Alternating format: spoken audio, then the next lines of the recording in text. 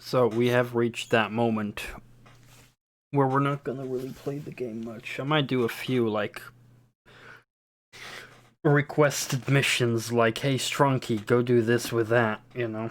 Go try and use this item in that mission, doing that and that. You know, I'll do that at the end, I guess. But in general, it's just gonna be me and hopefully you as well, listening to more lore tapes. Because, lore.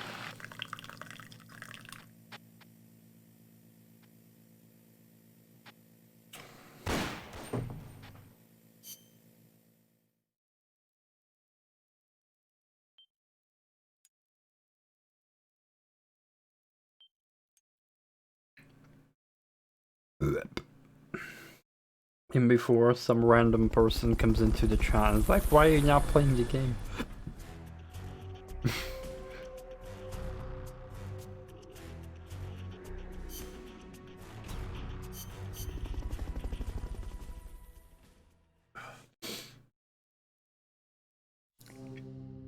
Don't you guys love that feeling when you've ordered some stuff online and you're just like excited for the package to arrive?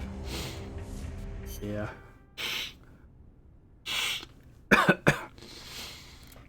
Alright. We've listened to Miller Paz, Amanda Chico. I believe so. We go to Huey.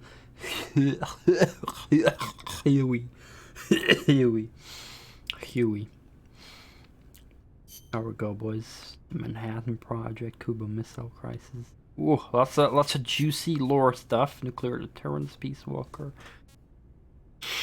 Oh, that's gonna be juicy, thick and juicy and girthy and veiny and moist. Doc, I'm starting to sense your feelings about nukes are a little different from your colleagues. How do you mean?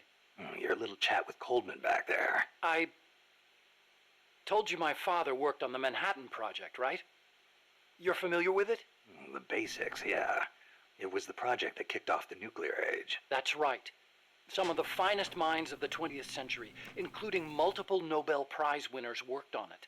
They spent over $2 billion, and that's in 1940s money. It culminated in the successful nuclear test at Alamogordo on July 16th, 1945. And the first use in combat a few weeks later. Doc? I can't walk. What? My spine isn't shaped like everybody else's. I can't move my lower body, so I've never taken a single step, not since I was born. What's that got to do with your dad being in the Manhattan Project? As a result of his research, my father was exposed to high doses of radiation. It can't be a coincidence that my chromosomes are messed up. That's why I didn't want for these nukes to be another sword of Damocles. I wanted to give them a real purpose, to be a deterrent against war. Doc. And Coldman, we have to stop him, whatever it takes. I'll do whatever it takes to make it. August 6th, 1945, Hiroshima. August 9, Nagasaki. The atom bomb attacks on Japan. My father was married to his work. I don't have a single memory of going places or doing stuff with him on weekends. But even as a kid, I knew on some level that it was for his family. I respected him. My mother used to tell me all the time, "Your father is a brilliant scientist. He saved countless American boys from death. You should be proud of him." Yeah.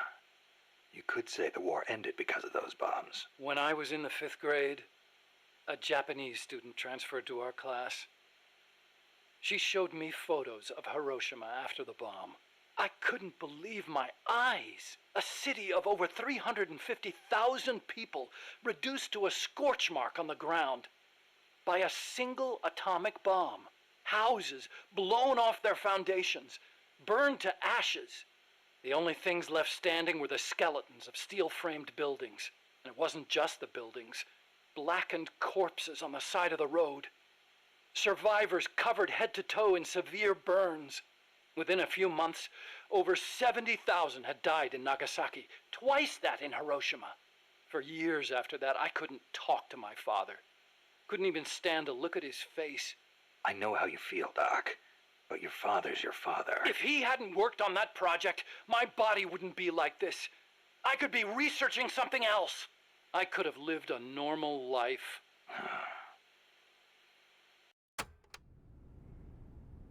Huh. Yeah, it's a fucking terrible thought, though, atomic bombs. No joke. Like, that shit is terrible. Like, scary as shit, because it is... it's just destruction to such a big level that...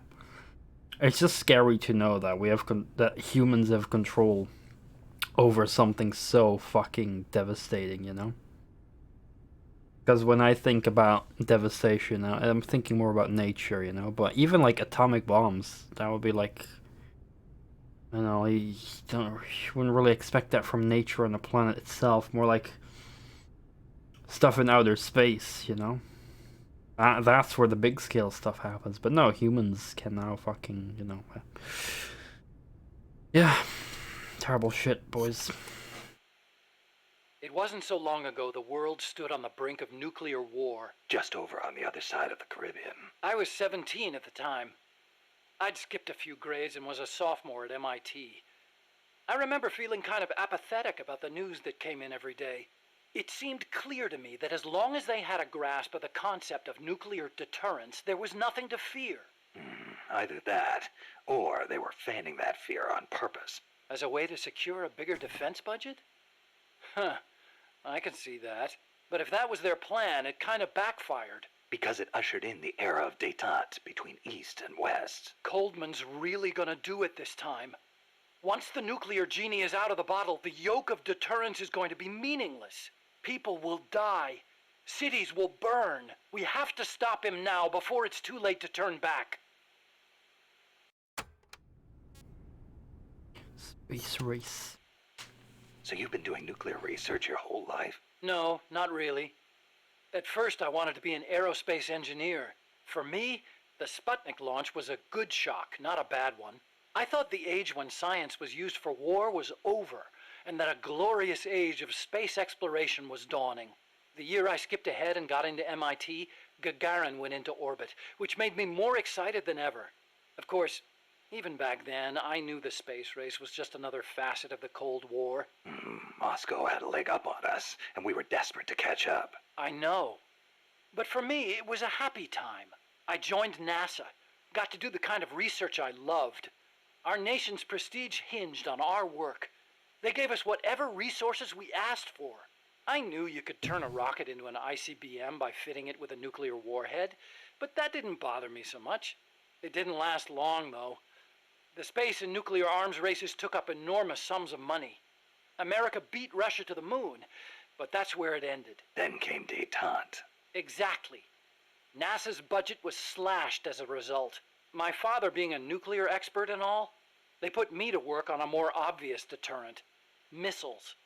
At NASA, I'd been researching a locomotion system for lunar exploration.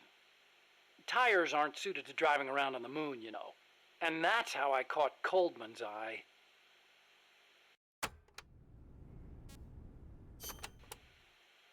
But you know, there's something I've never been able to figure out. Is the Cold War really a war, or is it really peace?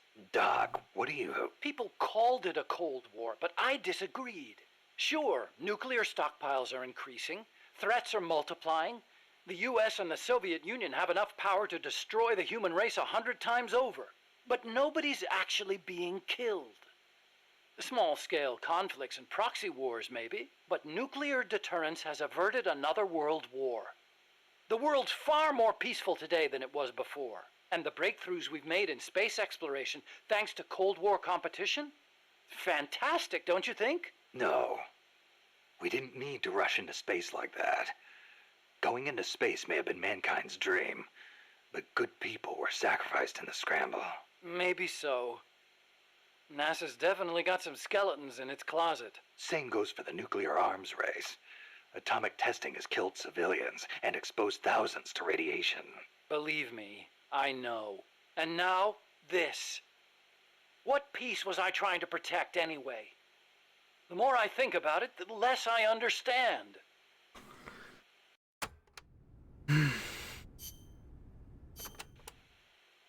Let's speak in hypotheticals for a minute. Say you wanted to make a clone of yourself. A clone? Paramedic had the same idea. It's science fiction. I'm just hypothesizing here. Okay, not a clone then. You have any kids? Nope. Wife? I've never been tied down. Okay then. So, we're still talking hypotheticals. Say you had a son who'd inherited your genes. Someone with the same combat abilities as you. Would you challenge him to a fight? Not to sound cocky, but I wouldn't want to do that. No telling who'd survive. I'll bet. You picked up on the Pupa 5000's combat patterns in seconds. Only with your advice, Doc. Well, if anybody could learn to do it just by listening, it'd be easy. But you're a born soldier. Yeah, you must have been born with genes geared for combat. Soldier genes, if you will. Genes geared for combat? I don't care how advanced their research is. You can't blame genes for everything. Blame genes?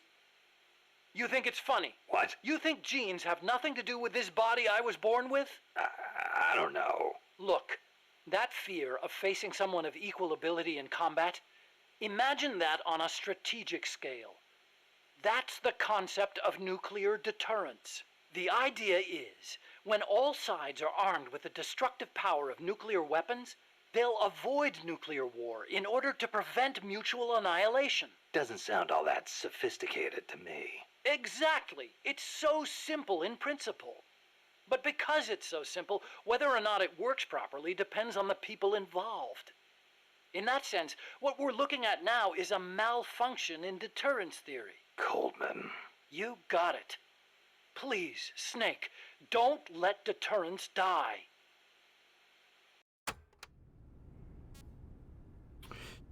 I heard that one before. Nuclear deterrence means preventing the use of nuclear weapons in conflicts between states. But what about other situations? Like what? Terrorism has been on the rise in recent years, from separatist movements to far-left extremists. What would happen if nuclear weapons fell into terrorists' hands? Without a state, that is, without territory of their own, the chances of having nukes used against them are slim. They have no reason to fear a nuclear strike. Conversely, they have no reason to hesitate to use nukes against their adversaries. You've got a point. All the ICBMs and strategic bombers in the world amount to nothing against a terrorist group. Right. Of course, this is all still hypothetical. Countries keep their nukes under tight watch. There's no immediate danger of terrorists getting their hands on them. But the day may come when the proposition of nuclear terrorism makes nuclear deterrence theory a dead letter. Nuclear terrorism. Interesting. That's some scary shit, yo. What are we gonna do, Snake? If Peace Walker attacks Mother Base... Relax. We've got the entire MSF out to make sure that doesn't happen. Yeah, but Peace Walker's missiles have 1 megaton warheads. The fireball alone would be a mile in diameter. Everything in the vicinity of Ground Zero will be vaporized by the heat rays. Then there's the blast, which travels at hundreds of miles per hour. And the fires, and the... A huge dose of radiation from the initial nuclear reaction. That too. There won't be a single survivor. Yeah, I'm aware of that. Look, Doc, you made that thing. You know better than anybody what it's capable of. Right now, you've got to give me a rational, scientific estimate of the damage. If we're talking about a nuclear explosion, it's more than just MSF's problem. You're right, Snake. Sorry about that. Like I was saying, Mother Base would be wiped out. Any ships in the area could be caught in the blast too. We'd need to send out a warning. The thing to worry about most is the fallout. The dust of death. If it goes off over water, the particles will be smaller than with an explosion over land, so the wind will scatter the fallout over a wider area. Clouds will form around the salt crystals in the seawater, causing contaminated rain to fall downwind. Yeah, got a taste of that myself. On Bikini Atoll? That's right. The 1954 Castle Bravo test created fallout 300 miles downwind. Poisoned a lot of local residents and ships, so I hear. The yield of Peace Walker's warheads isn't that big, but the amount of fallout will largely depend on weather conditions. It's impossible to make a quick and easy estimate. If it gets into the trade winds, it could come straight to Costa Rica. What was it Coldman was saying? About leaving people free to help out? He's out of his mind. What does he think's gonna happen? When they get hit by rain containing high concentrations of fallout, a lot of them will die from the external exposure alone. The rain will seep into the ground, contaminating the water supply and crops. When they ingest the stuff, the internal exposure starts. Strontium-90 and cesium-137 have half-lives of around 30 years. The effects stay with you your entire life. Leukemia, cataracts, dermatitis, cancer. And it affects reproduction, too. I know. Even today, 30 years after World War II, thousands of people still suffer from exposure to the bomb. We can't let Coldman create more of them just to prove his point. I know it sounds crazy, but I created Peace Walker so that that kind of thing would never happen again. Don't worry, Doc. We'll stop it. One way or another. Up that scary shit. I gotta say, I'm surprised you helped us arm Metal Gear with nukes. What of it? Don't get me wrong, I'm grateful and all, but you sure about this? They may be for MSF self-defense, but they're still nukes. It's essentially the same thing as Peace Walker, which you despised. See, that's exactly it. What is? You don't hide your motives. You tell the truth. That's what makes you different from those CIA bastards. They lay on the charm, win you over.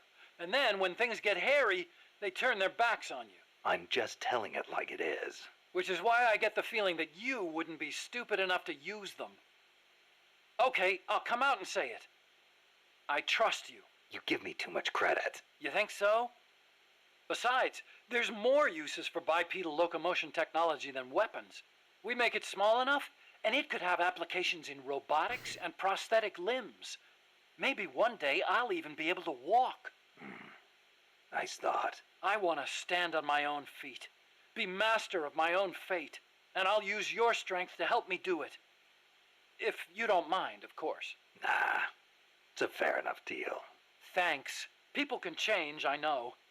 But I trust you, Snake. I trust you to be the guy I know now.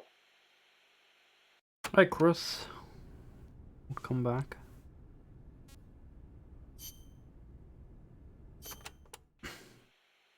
The aim of the Peace Walker project is to achieve robust nuclear deterrence across Central America by deploying a new nuclear weapon system along the Caribbean coast.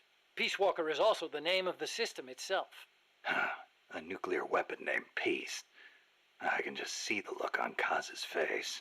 So why exactly does this new system need legs in the first place? Because it's a walker, an unmanned weapon moving under its own power and capable of launching a deterrent strike from anywhere. That's the whole idea behind Peace Walker.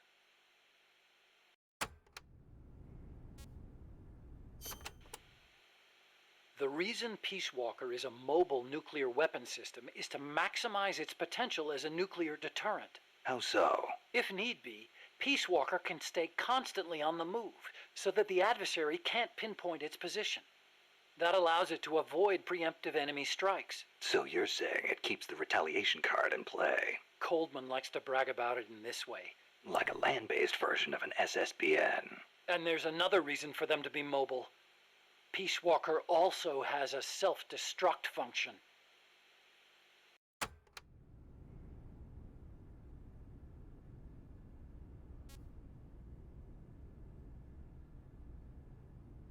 I know that feel when you're suddenly not in the mood for games.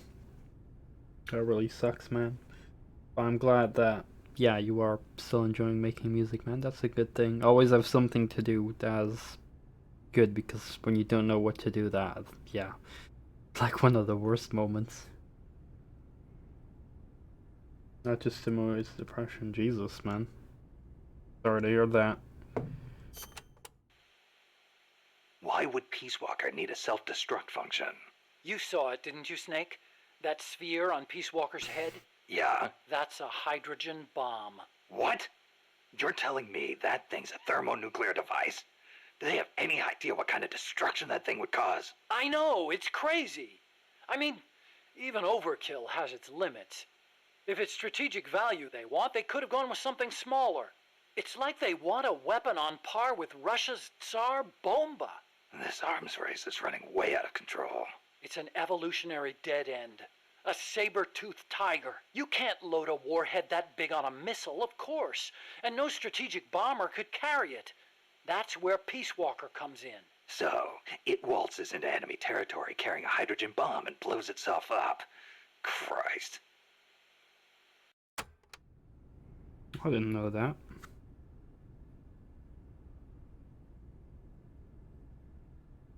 I really hope so, and I'm glad that you have that mentality. You know, to know in a positive way that we'll be stronger after all the bullshit. Because not everyone realizes that, or has, like, you know, the capability to properly believe in that in your state. So I respect you for that, Chris. The biggest nuclear warhead ever actually detonated was the Soviet RDS-220, nicknamed Tsar Bomba. It had an estimated yield of 57 megatons, 10 times as much power as all the explosives used throughout World War II. The test took place on October 30, 1961, above Novaya Zemlya. The explosion is believed to have created a fireball over 2 miles in diameter. Can you believe that? Like a miniature sun. The explosion was seen as far off as Finland, 600 miles away. And some people even reported windows shattering. The shock wave traveled 3 times around the Earth. 3 times? Peace Walker is armed with a massive hydrogen bomb, even more destructive than Tsar Bomba. It can sneak into enemy territory, lie low, and in the event of an enemy nuclear strike, detonate itself in retaliation. And the locomotion system that lets it do that? My research. Snake, those legs were supposed to make my dream come true. Now they're about to jump the fence of nuclear deterrence. You have to stop them. I'll apply all my energy into developing weapons and equipment to help you do it. Sounds like a deal.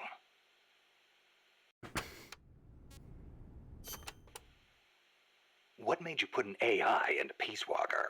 Well, for one thing, because it can't be manned. Peace Walker's designed to enter enemy territory and blow itself up, if necessary. You can't put a person inside a weapon that could blow at any time, can you? Well, you could. So we equipped it with an AI instead. That's strangely humane of you. And besides, Peace Walker was designed as a bipedal weapon system. You can't imagine how hard it shakes when it walks. It'd turn a man into mush. Plus, when launching a nuclear missile, it has to perform ballistic calculations in real time. See? Because it's always moving. Hold on. If that's all it does, then a high-performance computer ought to do the job. It doesn't need intelligence. That's a very good point, Snake.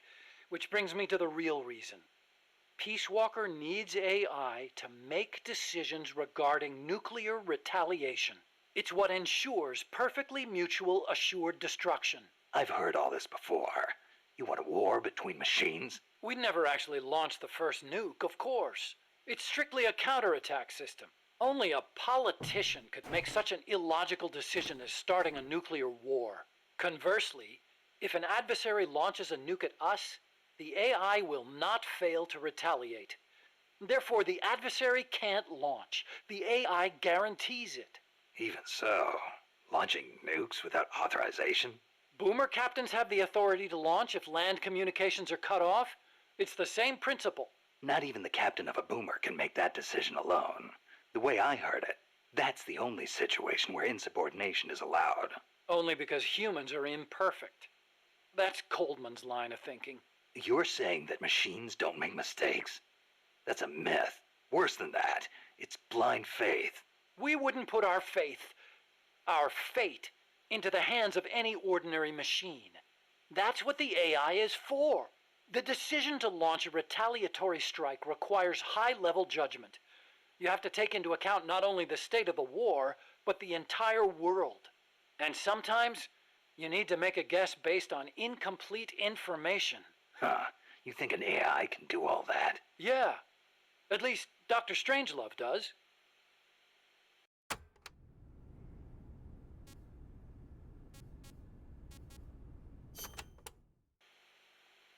Peace Walker is fitted with several close-range weapons. We'd also planned for it to be able to enter enemy territory and self-detonate. Wonderful. What exactly are we dealing with here? Well, the flamethrowers for one thing. One in the front and one in the rear. Then there are the S-mines. They're like cluster bombs. It scatters them from its leg hatches. If you see those open, you better clear out quickly. And finally, the rockets. These can travel quite a distance, so stay sharp. On the other hand, it can't fire them from too close. But then again, there are those flamethrowers. It can also use its legs as weapons against any infantry on the ground. Ouch. But remember, Peace Walker technically isn't complete. With just the reptile pod, it can only perform relatively simple maneuvers. They've got certain quirks, too. What's more, look carefully and you should be able to predict which attack is coming next.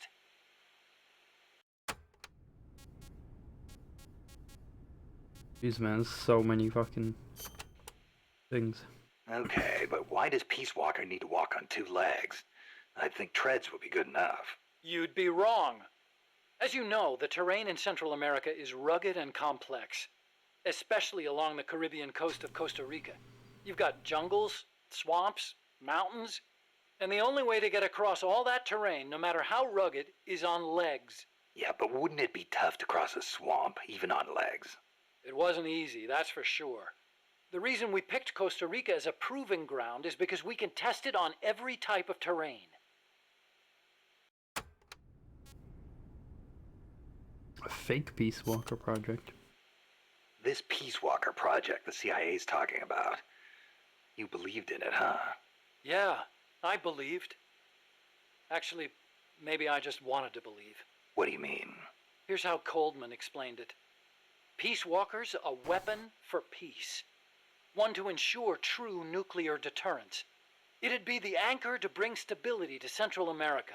He told me, the nuclear weapon system you've built will never be used. It will forever stand vigil as an icon of peace. And to achieve that, he needed my bipedal locomotion technology. To be honest, I was flattered. Flattered? Wouldn't you be? My colleagues in the scientific community have never taken me seriously. They told me bipedal locomotion was a pipe dream, that it'd never amount to anything. It was the first time anybody recognized my work. How could I not be happy? And besides, it was my chance to surpass my father. To create nukes for peace. Or so I thought anyway. But Coldman's really going through with it. Yeah. Makes perfect sense, really. No one would give the project any notice unless they could prove that an unmanned system is capable of launching a nuke.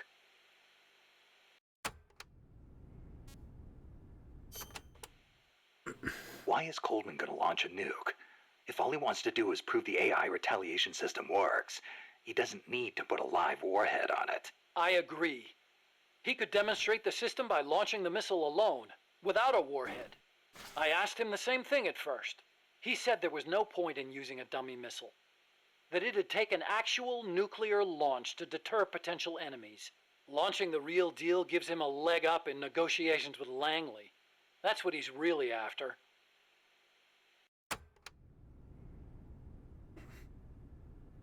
We could still shoot it, like, at a place where no one is, like a nuclear testing site. I based the bipedal locomotion technology used in Peace Walker on Soviet research. Actually, I'll be honest with you. I stole most of the basic ideas behind it. Soviet? Bipedal? You mean Granin? You know him? Yeah. I met him at his lab in Russia. He helped me out a little bit. You met him? What were you? He was head of the Granin Design Bureau, creator of countless Soviet weapons. I'd hit a wall in my research at the time. Granin's ideas solved nearly all my problems. There's nothing unusual about using somebody else's work to further your own research, is there? As long as you cite it, yeah. But I wasn't in a position to do that. His research was classified at the highest level. Soviet research, no less. So, you used it without telling anybody? I wanted to show up my colleagues for once. The ones who never took me seriously. But you reap what you sow. Coldman seized on that vulnerability Told me if I quit the project, he'd expose my larceny. He had you by the balls, Doc. Oof, oof, oof. How'd you get your hands on Gronin's research? That was also Coldman. He used his agency contacts to get a hold of it. Giving you stolen information, then using it to blackmail you. Damn. I knew it was Gronin's work the minute I saw it. See, I'd been corresponding with him for a while. Corresponding? Letters. Between scientists doing the same kind of research. He always complained that nobody understood his ideas on bipedal locomotion. Ah, so you're the American friend he was talking about. Obviously, he didn't write a word about the technology in his letters, except for one time. If by chance anything should happen to me, I entrust my research to you. Better that than handing it over to these ignorant so-called scientists. Sounds like him, all right. Then one day, his papers actually came. It wasn't hard for me to imagine what had happened to him. I felt it was my duty to carry on his work after him. And also... What? I thought maybe combining his technology with mine could be a way to bring East and West together, like the docking of Apollo and Soyuz. It'll never make the history books, and it's still not a reason to plagiarize. You're right. You're absolutely right. I never had the courage to tell the truth, that's all. I always looked for excuses to cover it up. Until now. Huh? You told me everything. You're no longer a coward.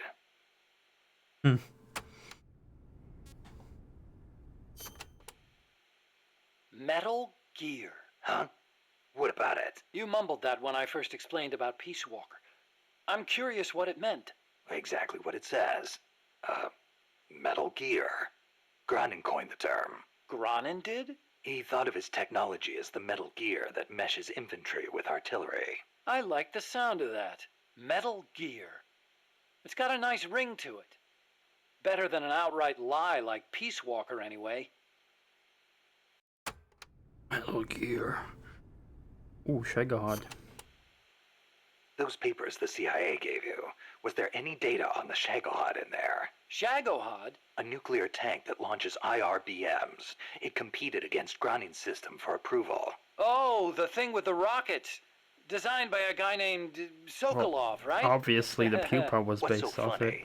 No, I was just remembering some of the commentary Gronin added to the Shagohod papers. You should have seen the way he badmouthed it.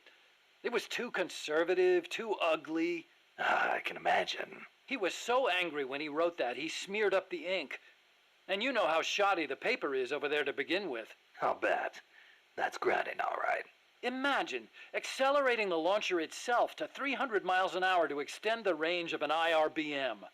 As stupid as it sounds, it's a hell of a concept. Who but the Soviets would think of using a tank as the first stage of a rocket? I actually took a cue from the Shagohod when I developed the pupa. That hovercraft thing? You stole that one, too? Give me a little credit. I only borrowed the concept. The technology is original.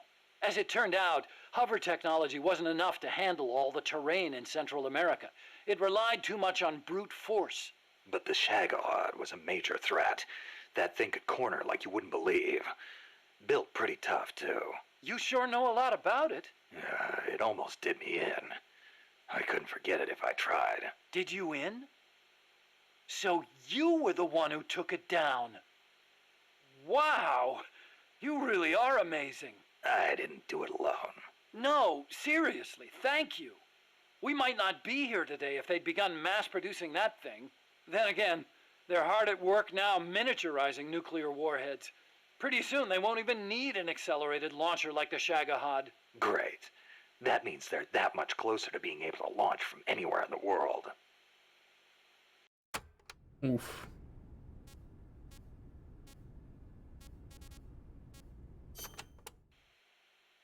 Chico called Peace Walker the Basilisco. Basilisco? Oh, right, Spanish. That's funny. I once used the codename Basilisk for the Peace Walker platform myself. What for? The class of lizards called basilisks can walk atop any type of terrain. In a pinch, they can even stand up on two legs and run across water. Perfect name for a system that can walk anywhere in Central America, right? Plus, there are the legends. What legends? The basilisks of legend were highly venomous creatures. There's a story told by the ancient Romans. A knight slew a basilisk by piercing it with his spear. The creature's poison seeped up the spear and killed both horse and rider. Remind you of anything, Snake? Nuclear deterrence. Bingo. Kill it, and you die along with it. Your hands are bound. I wanted Peace Walker to be like that. You should know that people aren't that rational. Sometimes people do things that don't make sense, even when they know they're going to die. Or maybe it's because of that. Maybe you're right. But that's exactly what I don't understand.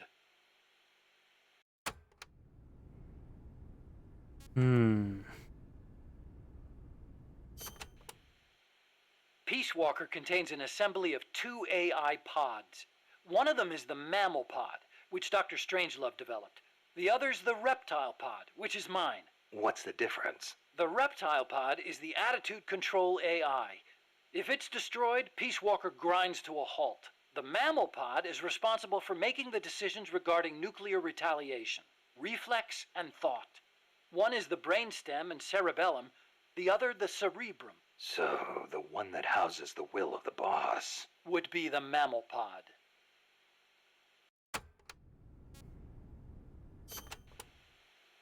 We call it the reptile pod for a reason. The parts of our brains that govern basic life and reflex developed ages ago, when our ancestors were still reptiles. We were reptiles? Well, only at one stage of our evolution. The theory was proposed by the neuroscientist Paul MacLean. Huh. The reptile brain corresponds to the brainstem and basal ganglia in our brain. The reptile pod also incorporates the functions of the cerebellum. So basically, it's the deep parts of the brain. Dr. Strangelove came up with the name.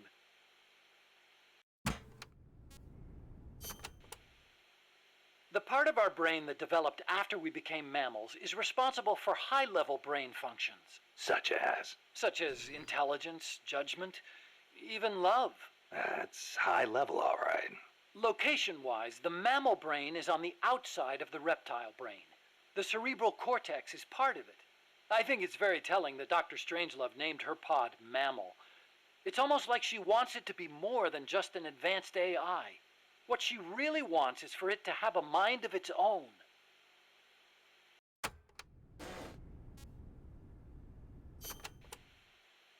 Snake, how much do you know about the U.S. Homeland Air Defense Network? I don't know much about what goes on up in the sky. What I do know is that NORAD tracks Santa Claus on its radar. Nice one. I didn't know you were a comedian, too. Huh? No, I'm serious. It's true, What? NORAD tracks his... What? Listen to me. Every December they set up a hotline and... Okay, I get it. He's real, I tell ya. What? He used to bring me presents and...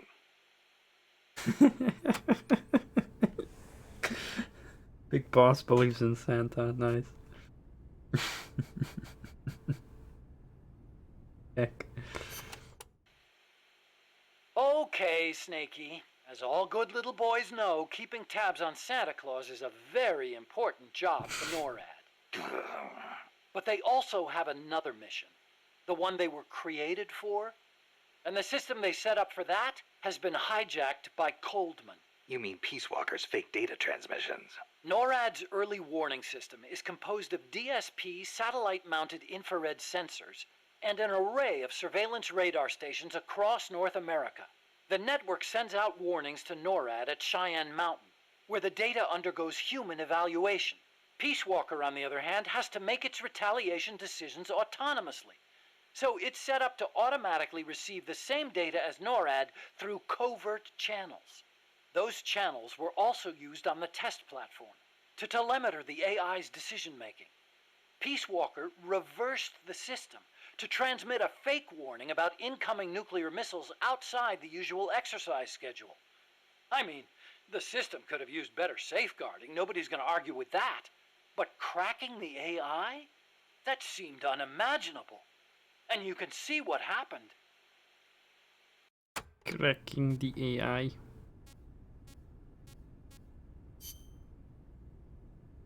E-cigarettes. Ooh. Hey, Doc, what was that you were smoking in the lab?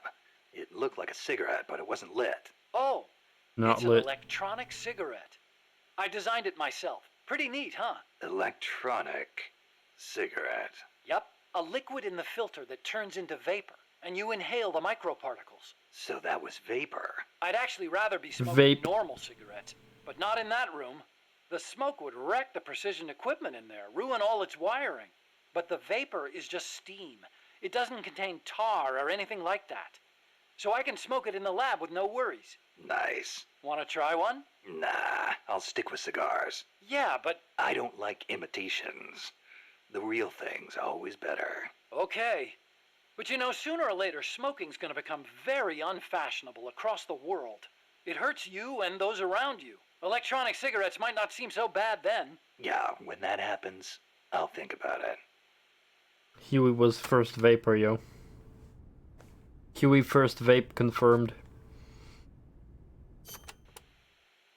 You said your dad was involved in the Manhattan Project, right? Yeah? And you think that's why you can't walk? I don't know. Actually, you know, probably not. So far, nobody's found evidence that exposure to radiation in parents causes genetic defects in children, except for those exposed in the womb. Epidemiologically speaking, anyway. That's the conclusion of the Atomic Bomb Casualty Commission. Right.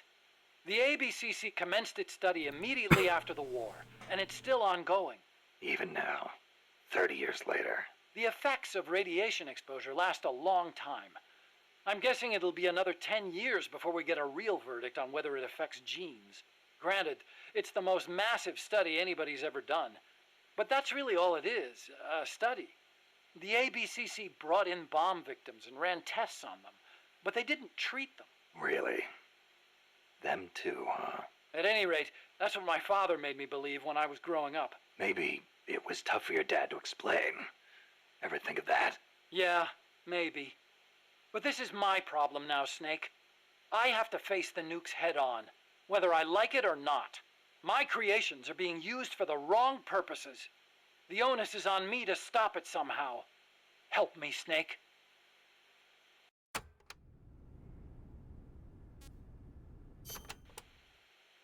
Hey, as long as I'm here at Mother Base, why not assign me to the R&D team? You could use a guy like me. Glad to have you on board. I'm sure Kaz is too. Once I've got the necessary materials and design specs together, I should be able to start building you that bipedal weapon platform. Nothing would make me happier than for my research to help put a stop to Peace Walker.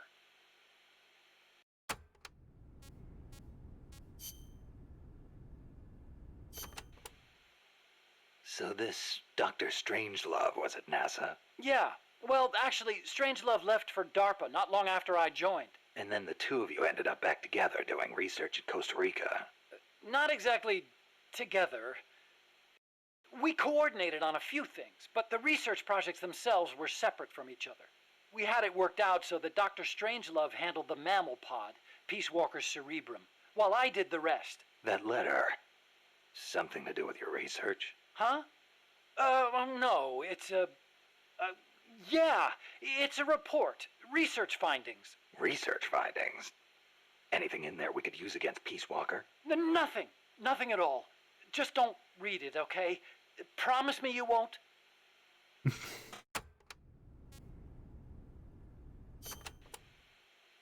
Did you, give that letter to Dr. Strangelove? No. Why not? I gave it to you for a reason. It's highly important information. Sorry. I didn't exactly have an opportunity to play postman. Well, next time you see her, you make sure she gets it. Oh, yeah, sure. Better for you if she doesn't. Snake! What? Tell me you didn't read the letter. No. You did! I mean, you never know what kind of information could affect the outcome of an operation, right? So you read the letter, after I specifically told you not to. What do you expect people to do when you tell them not to read something? I thought I knew you, Snake. I thought I could trust you. But now I see I was wrong. Look, I'm sorry, but I just don't get what you see in her. Well, I wouldn't expect a barbarian who opens other people's private correspondence to understand. Fine then. Deliver it yourself. Huh? What? No way. I could never. You've got a long way to go, Huey. Oof.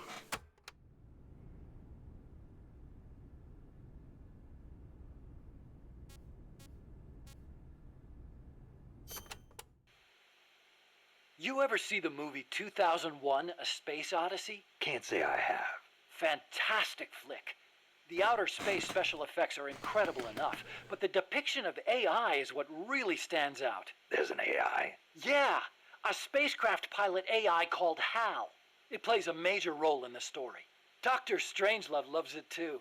Did I ever tell you about the time we first met up in Costa Rica? No. You know how she hates men, right? So we hadn't seen each other since NASA, and we just weren't hitting it off. Until we started talking about HAL. And then she started going off. The way she talked about it was so intellectual. The way she analyzed every plot detail, how passionate she was about the AI. It made me fall for her all over again. Yeah. You know what? Here's to Hal for bringing her and me closer together. You should ask her about 2001 too. Then you'll understand just how amazing she is. Amazing, huh? Hal. Now there's a good name. Huh. Well, now you know why Harakan got his first name. Already listened to all those.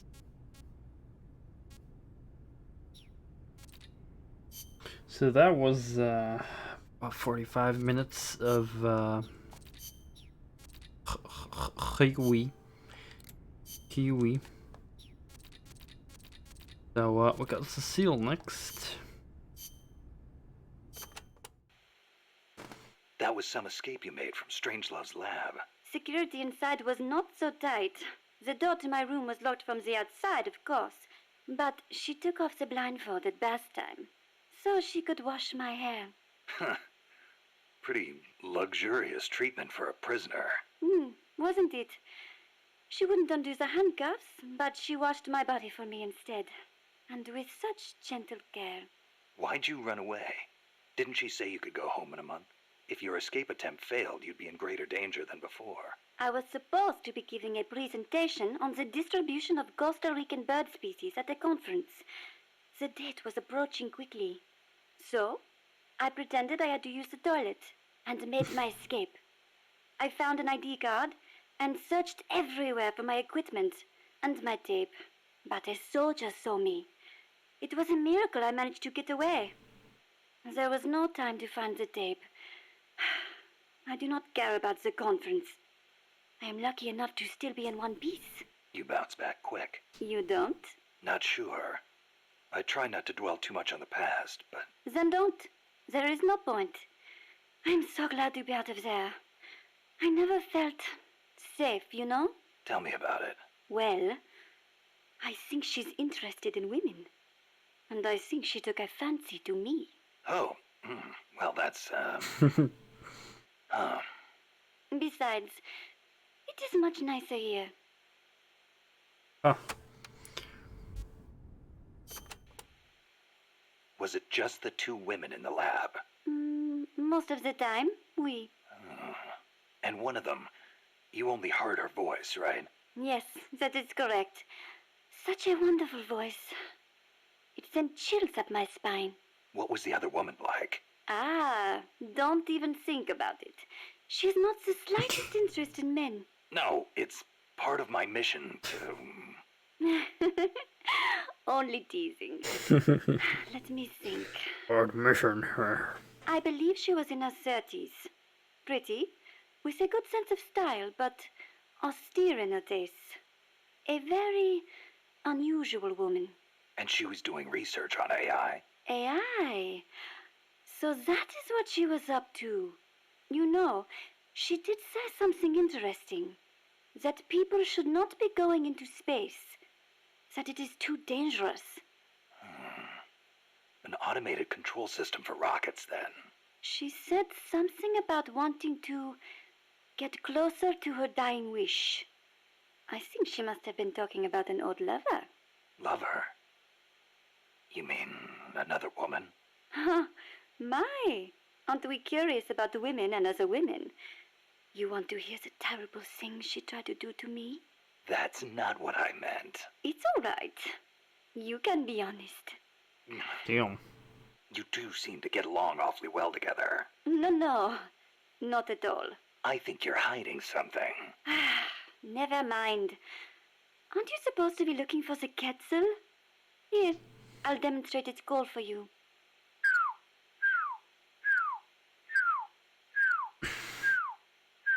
Seems I like knew it. what? I think like pretty much everyone in the Metal Gear Solid universe seems to be bisexual or something. Let's go over this one more time. First, I need an ID card to get into the lab. That is correct. From the outside, it looks like any other room. But on the inside, it is a state-of-the-art research facility. And your ID card got taken away from you by some guy in an orange jacket. Exactly. I had a Quetzal singing nearby. It has not been that long since it happened. It could be tricky if he's out on patrol, but if he's a stationary sentry, you don't think the Quetzal's moved? Its nest is probably nearby. I do not think it will go away anytime soon. Good. I'll get on looking for that soldier. If you forget what it sounds like, I will do the call for you again. Just give me a call anytime you'd like to hear it. Yeah, I'll do that. Burbs. Oh crap. Alright guys, we're going into the serious stuff now. Bird lore. You ready for the bird lore? Let me get this straight. You were in Costa Rica as a bird watcher? Yes, I was. Not for pleasure, though. I am a researcher, after all. I am studying the distribution of Latin American bird species. With today's compact cassette tape recorders, even a woman like me can carry her recording equipment by herself. But it was a mistake to come alone. Even so, there sure are a lot of wild birds in Costa Rica. Aren't there? Over 800 different species. Said to be more than 10% of all living bird species on Earth. How many can you name, Mr. Ornithologist? Hey, I was just trying not to scare you. You should at least have a basic knowledge of Costa Rica. How about this?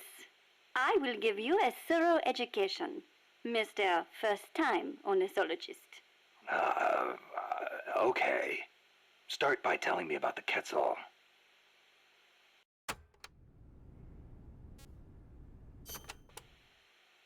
Cecile, what's that machine you said you used to make those recordings of yours? Cassette, something or other. A cassette recorder, or a cassette denske, as they say in Japan. Yeah, that. What is that thing anyway? A portable recording device released last year by a Japanese company, Sony. It uses compact cassettes, making it Advertisement. far lighter than open-reel machines. It still weighs 5 kilograms, but the exercise won't kill me. Ha! It is user-friendly too. All the buttons have markings on them, allowing you to operate it without looking at it. Can you imagine missing the shot of a lifetime simply because you blinked? Oh, that would be devastating. But where'd they come up with Densuke? Sounds like a Japanese name. Allow me to field that one. Oh shit. Cause? Densuke is a nickname that comes from the name of an old manga character. Oh shit. Was he some recording nerd too? Don't give me Nerd. that. Recording atmospheric noises is an exhilarating art. There's nothing like capturing the real world in action on tape. It's just like taking pictures with a camera, only with a microphone instead of a viewfinder. Oh, sure. Listen to a tape with your eyes closed, and the scene just bursts to life in your mind's eye. Tell him, Cecile. That is true. Absolutely. When I listen to the sounds of the birds in my apartment, it is like I am back in the forest where I recorded them. See? She's a Parisienne. She knows what's chic. If you say so. And what do you like to record, Monsieur Miller? Me? Steam locomotives, no question. The roar of the engine, the throaty steam whistle. More animal than machine. Don't get me started. Steam locomotives are a dying breed in Japan. I wouldn't mind going back for a bit and making some new tapes while I still can. Ah, you are less civilized than I thought. Less civilized? I detest those beasts. The noise frightens off all the birds. Then there is the smoke. I much prefer the peace and quiet of the forest. Cecile, wait. That Oof. came out wrong. Sure it did. Oof. Get wrecked, Miller. No chances with Cecile for you. All right. What do you want to know about cat cells? Give me the basics. Something that'll help me find one. Okay then. First of all, as I'm sure you remember, the Quetzal's wings and back are emerald green, a dazzling blend of viridian fading into blue. Its belly is brilliant red, and its tail feathers are white. Such a gorgeous bird. Also, the male has 2 long decorative feathers, but only during breeding season. Among birds, males are usually more beautiful than females. Like a peacock's tail. Yes, just like that. It is interesting to note that while their bodies are only 40 centimeters long, many cat cells reach over a meter in length when you include their decorative plumage. Cat cells typically build their nests by making holes in dead trees with their beaks, about 3 to 4 meters above the ground. They are omnivorous and eat everything from nuts to lizards. Where can I find one? Their habitat stretches across the entire tropical cloud forest. You may end up having to rely on its song to find one. Good to know. I will do an imitation. Listen closely. No.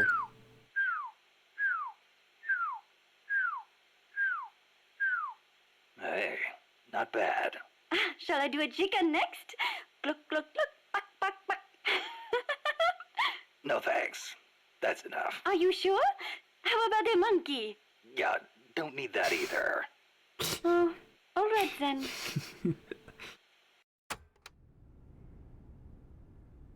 Castles are very green.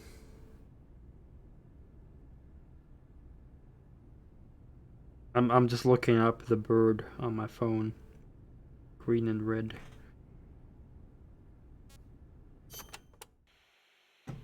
You said you could do a monkey call. Yes? Want to hear it? Yeah, I won't be able to get it off my mind until I do. All right, here it is then. That's pretty good. I can do others too, like a sheep, a pig. Yeah? Wow. What about a pig? That's uncanny. Oh, I can do a rabbit as well. A rabbit? Rabbits make noises? Certainly, but they are very faint, so perhaps only someone who has owned one would recognize them. I see. So, what do they sound like? Listen very carefully. Okay.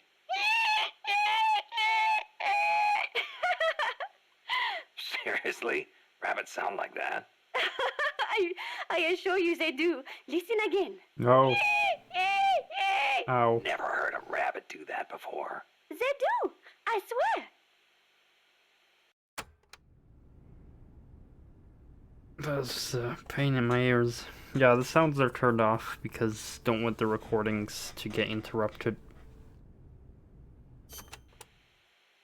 Costa Rica is the home to many hummingbirds as well. The people here call them colibri. Colibri, huh? Hummingbirds are the world's smallest birds. Although they can vary from species to species, most are around 10 centimeters in length, and the smallest no more than 5. It is amazing to think that something so small can still be a fully developed bird. I think a bird that tiny would get mistaken for a bug. Actually, they are often mistaken for sphinx moths. The little darlings feed on flower nectar, and their beaks are long and thin to help them drink up the nectar. They beat their wings far faster than any other bird. The smallest ones, over 70 times a second. Damn. Can you imagine? What for? That's fast. They hover in midair while they suck their nectar. They can even fly straight backwards. Hovering. Like a helicopter. That's why Amanda and her unit called that chopper Colibri. Ah. I think it is an insult to the birds to give their names to weapons. Don't you?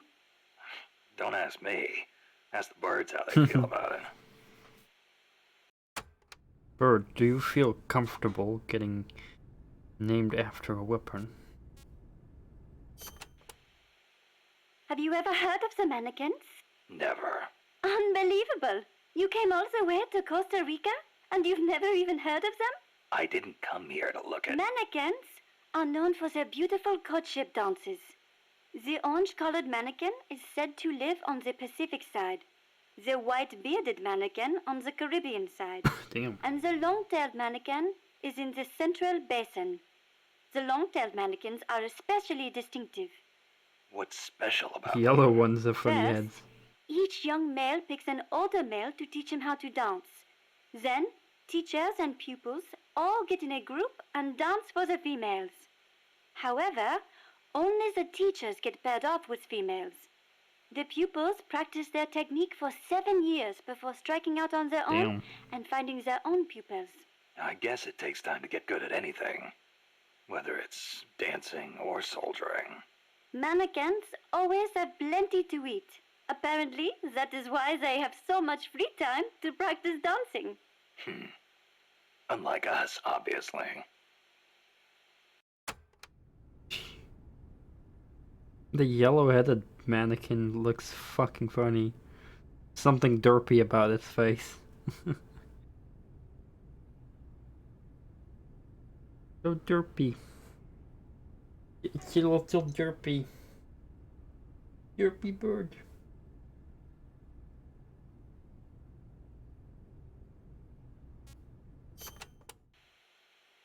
Another well-known bird of the cloud forest is the three-wattled bellbird.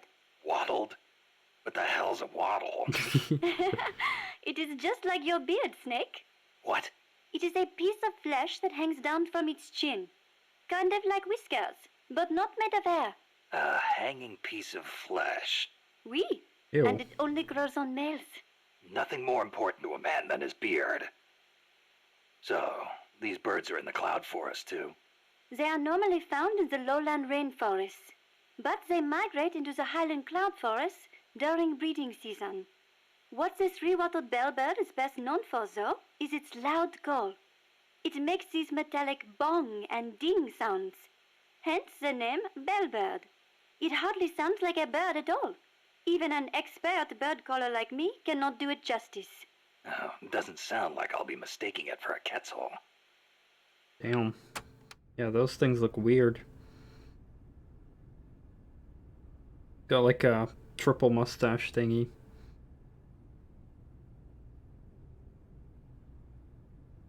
A fleshy beard mustache thing.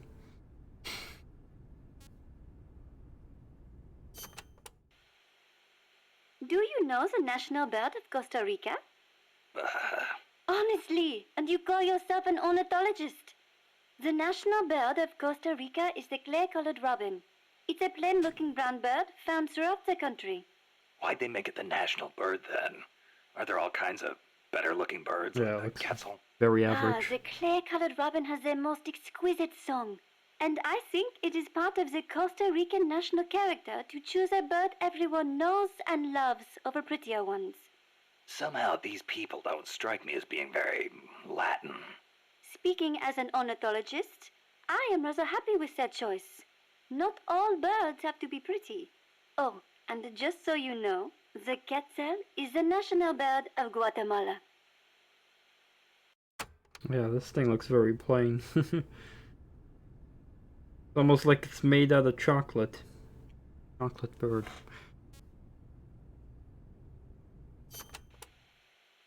The scarlet macaw and the great green macaw are also representative birds of Costa Rica. Oh, parrots, Macaws are basically. a type of parrot. Enormous, stately birds. Macaw. I think I've heard that name somewhere before. But of course you have.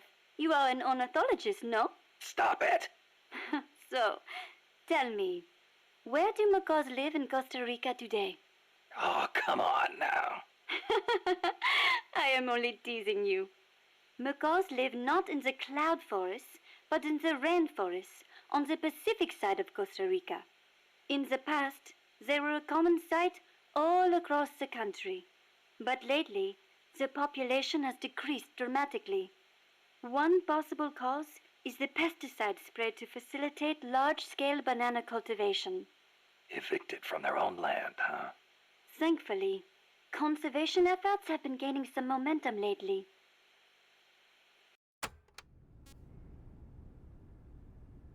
Oh shit. Reaching the end. Never heard the name Cosima before. Then again, I don't know many people from France. Is it a common name? No, not that common. But Wagner's second wife was named Cosima Francesca Gaetana Wagner. Huh. You know, Kojima is a common last name in Japan. Kaz? It's just funny how, I'm part Japanese and Cecile's middle name is so close to Kojima. It feels like destiny unfolding. You think so? Oui, oui. That's a beautiful name you have. Cecile Cosima Caminades. Wait a second. Cecile Cosima Caminades. Cosima Caminades. Hey, that's close to Close to what? your name. It sounds almost like the sentence Kojima Caminandes in Japanese. And what does it mean, s'il vous plaît? Well, kami is the word for God in Japanese. Nandesu, well, it's hard to explain, but placed after God, it would turn the sentence into is God. Okay. So? Kojima is God.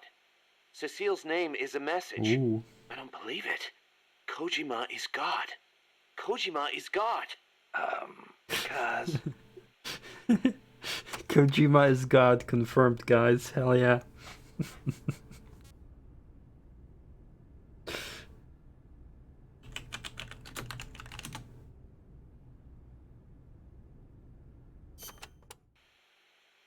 How are you enjoying Mother Base so far? Ah, it is wonderful.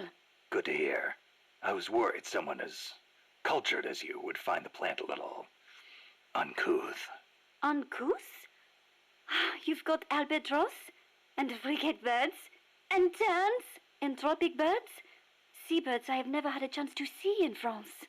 Oh, well, great. Sorry, I know I should not spend all day chasing birds.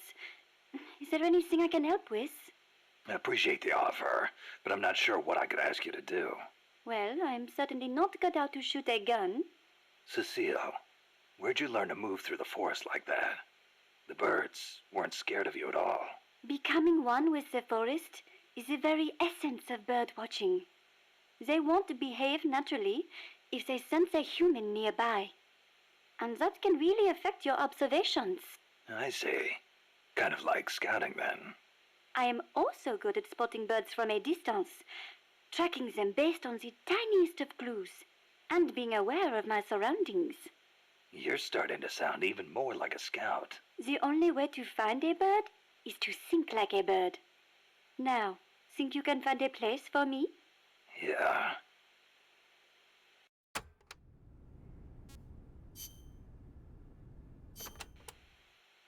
Did you live in Paris your whole life before coming here?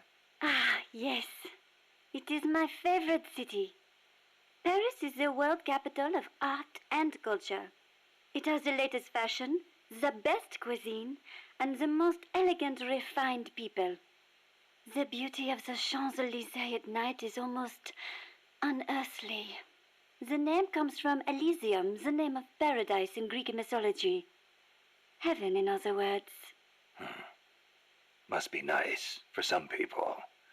Not for me. Are you saying the cultured life does not appeal to you? I'm saying I never had a chance to lead one. Not that it appealed to me anyway. You prefer war? I don't like war. Life outside heaven just suits me better. That is a hard way to live. But if you do ever come to France, I will show you around Paris. Then You will see what heaven on earth is really like.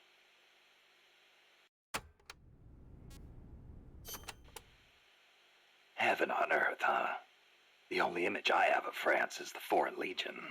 Ah, that is how you view France? What do the French think of them? It is a difficult question. We normally don't think about it so much. Well, critics claim it forces foreigners to take on the most dangerous missions, so French citizens won't get hurt. You are right. That probably had something to do with why it was created. But I understand that along with service comes benefits, such as French citizenship and permanent residency. Those who join are all given an equal chance, regardless of race, religion, education, social status, or national origin. So it can be a godsend for people from poor countries. A way for the have-nots to live a decent life. I guess that's not so different from MSF.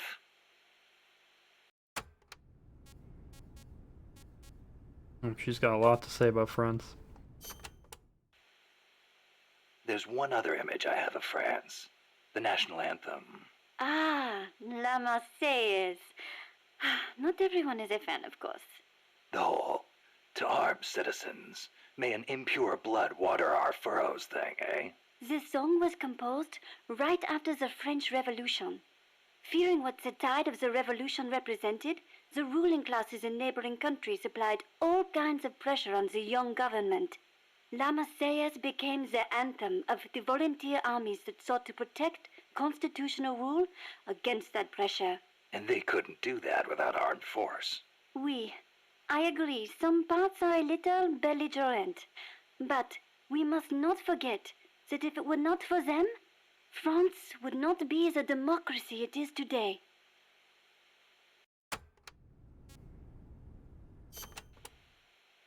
Have you ever seen The Umbrellas of Cherbourg? A movie? No, never seen it. No? It came out 10 years ago. Catherine Deneuve. She's so beautiful in it. And the music, the costumes, the colors. Huh. It takes place in the naval port of Cherbourg. That was a beachhead in Normandy. Yep. It is set back when young men were conscripted to fight in the Algerian War. The French government called the conflict a public order operation in northern Africa. I was still a little girl then, but I can clearly remember one of my friend's older brothers going off to fight. Yeah, national service is required in France. The war splits up two young lovers. Director Jacques Demy's lyrics and Michel Legrand's music tore at my heart. I will never forget its wonderful melodies. Are you okay? It changes lives, changes fates. War is not a good thing. For some reason, it strikes a chord to hear that coming from someone like you. Yeah, Cherbourg. That only indeed, I recognize that name because I believe in Company of Heroes there was a mission in that city.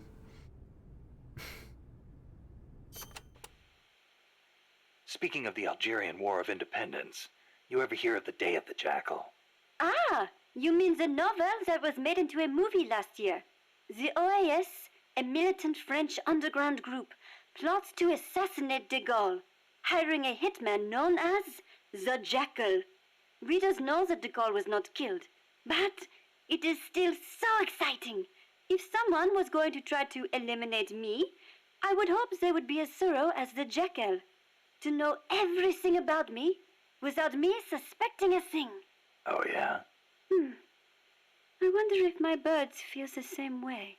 I wonder.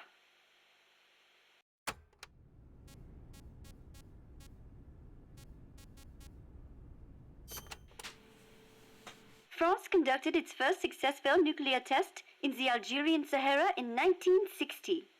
A lot of French scientists took part in the Manhattan Project. They defected to America to escape wartime occupation. Correct. And once the war was over, they returned to France and continued their own atomic research. President de Gaulle did not want to have to rely on the American nuclear umbrella for protection. Thus making France the world's fourth nuclear power. Some say the test's success pacified the Algerian rebels. The civil war was undoubtedly held in check, but never have I equated nuclear weapons with peace.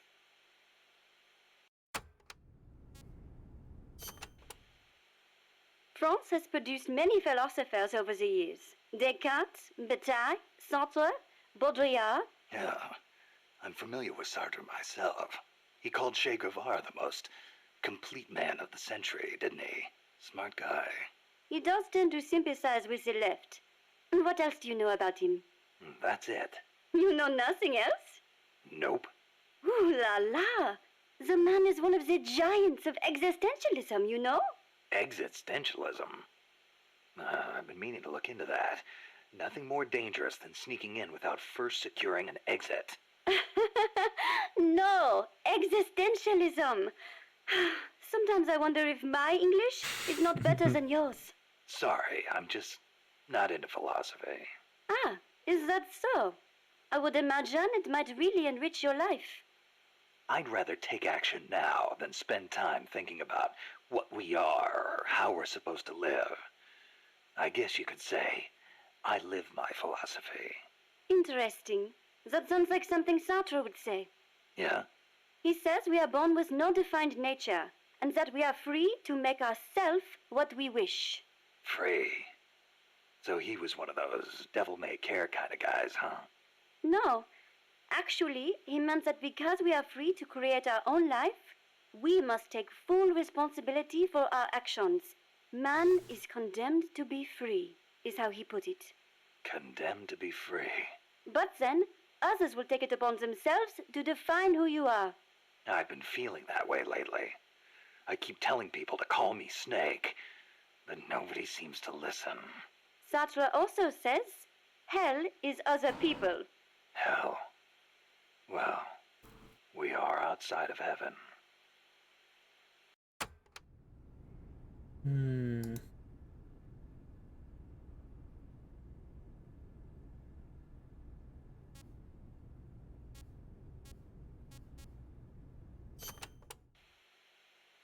Do you have an interest in the visual arts, Snake? Not really. Please, no deep conversation. But you have heard of Picasso, yes? Yeah, I've heard the name. Sadly, Monsieur Picasso, co-founder of Cubism, passed away in the south of France last year. France was his home, you know. Huh? I thought he was born in Spain. Do you know his full name? Pablo Picasso. Anyone would know he's Spanish with a name like... Huh. Shows what you know. What do you mean? Okay, here we go. Pablo Diego José Francisco de la Pala Juan Nepomuceno Maria de los Remedios Cipriano de la Santísima Trinidad Ruiz y Picasso. What do you think? That was his full name. Still, I don't see how... A master of modern art, a genius who crafted over 100,000 works in various styles, spending the greater part of his life in France. The man is a part of our culture. Yeah, that kind of stuff is of limited use in my field. But back to the point. Picasso was Spanish, right? Or am I missing something? He wasn't French, right? Right? Cecile. What difference does it make? It does not matter if he was from Spain or from Mars. Picasso is Picasso. It does not change the fact that he lived in France, nor does it take away from his monumental legacy. Why do you care so much about where he was from, anyway? Whatever happened to the sans frontière part of Militaire sans frontière? You started it. France was his... What was that? Nothing.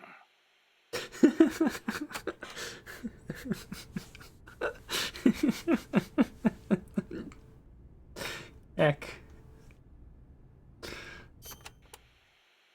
Tell me, Snake, do you ever put sweets in your rations? Never thought about it before. Why? Ah, I simply love them. French sweets are très délicieux. Everyone knows crepes, but there are also profiteroles, eclairs, madeleines, financiers. Then there's tarte tatin, And you can't forget Savarin. Oh, and Millefiori, crepes, Oh, blancmange, the Yeah, you already mentioned crepes. yeah.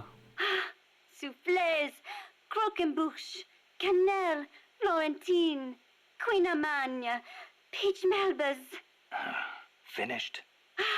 and macaroons. I love those the most. Macaroon Parisian are the best.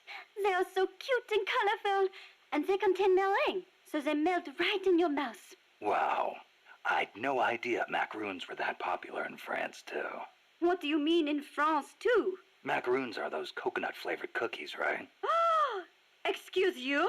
Macaroons contain almond powder, not coconuts. Don't they have peanuts in them? I've had them in Japan a few times. I thought they were called macarons. Macarons? Some cheap imitation, I am sure. French macaroons have a long and distinguished history.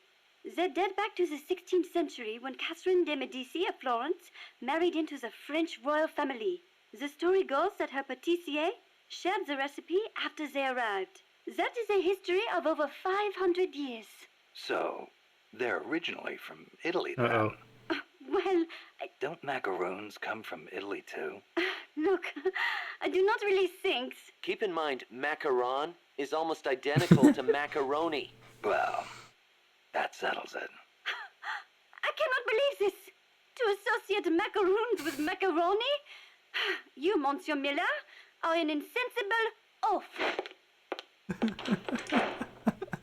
Hey, why am I the bad guy? Come on, Cecile, wait! Cecile!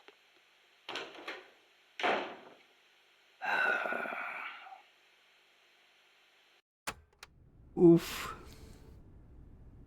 Miller. Your chances were already 0 and now it's in negative. Oof.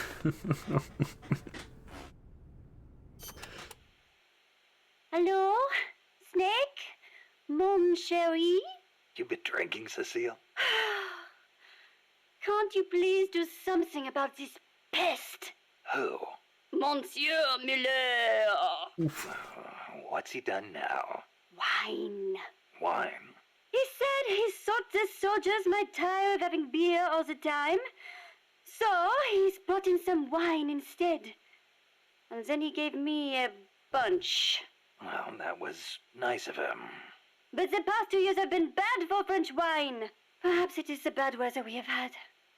But whatever the case, I told him the last thing you want to be drinking right now is French wine. Well, California and Chile have good wine, too. But then he goes and stocks the pantry with nothing but French wine from 72. The stuff is a disaster. Then he says, "Come on, Cecile, have a taste of the old country." I had a terrible feeling about it. So I decided just to taste it at first. And then again. And then a few more times. Took one for the team, huh? But when you do a tasting, don't you usually spit the wine out? But bottle after bottle, nothing but garbage. Absolute garbage. From the garbage dynasty. Not one half-decent bottle in the whole lot. Taste of the old country, he says. Sorry to hear that. Ugh, I cannot believe this. What will we do with all this wine? The guys aren't too picky when it comes to taste. Ugh, you sound just like Monsieur Miller. Huh? When I complained, he simply said, "As long as it gets the job done." You people are such culinary savages. Allez to vous faire voir. Somebody take me back to Paris, please. I think you've had a little too much, Cecile. Oh crap, there's more. You seem like a very, how do I put this, uninhibited woman. You think so? I am no different from other Parisian women. Not since May 1968. May 1968. The general strike that almost brought down the president? Right. But it was more than just a strike. It started with the student movement at Strasbourg University in '66. They did not want anything from the country, but instead sought reform at the school. That helped ignite a fire in the hearts of scores of dissatisfied young people. And the movement spread all over France. It was more than just opposition to Vietnam and the de Gaulle administration. People also called for free love and the breaking away from other old values. Looking back, I am not sure what the main goal really was. But whatever the case, it was more of a young people's movement than a strike or a protest.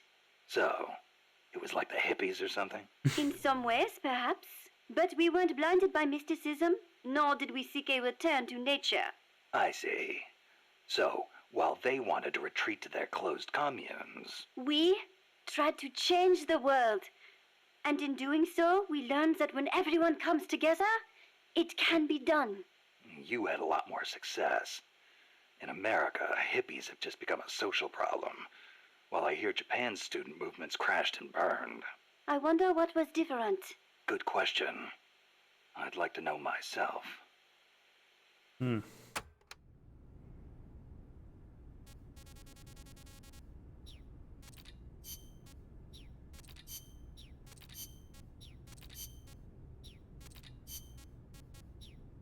Oops.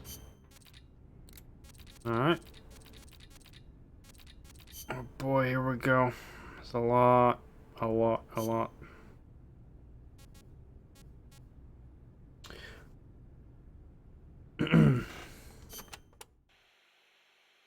AI stands for artificial intelligence. It refers to a man-made machine possessing an intellect on par with that of a human being. Is that even possible? Possible. You've seen it with your own eyes. What the AI weapons are capable of. How Peace Walker carried out the boss's will in the end. No mere machine could ever choose to sacrifice itself like that. I just can't see how a bunch of circuits and switches could have a will of its own. It's called the ghost in the machine, Snake. And it exists.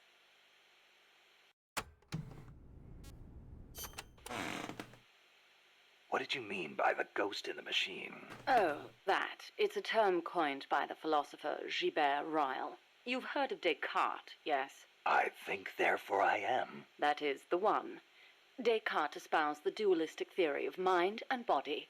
He believed that our thinking minds exist in a separate dimension from our bodies, which are governed by the laws of physics.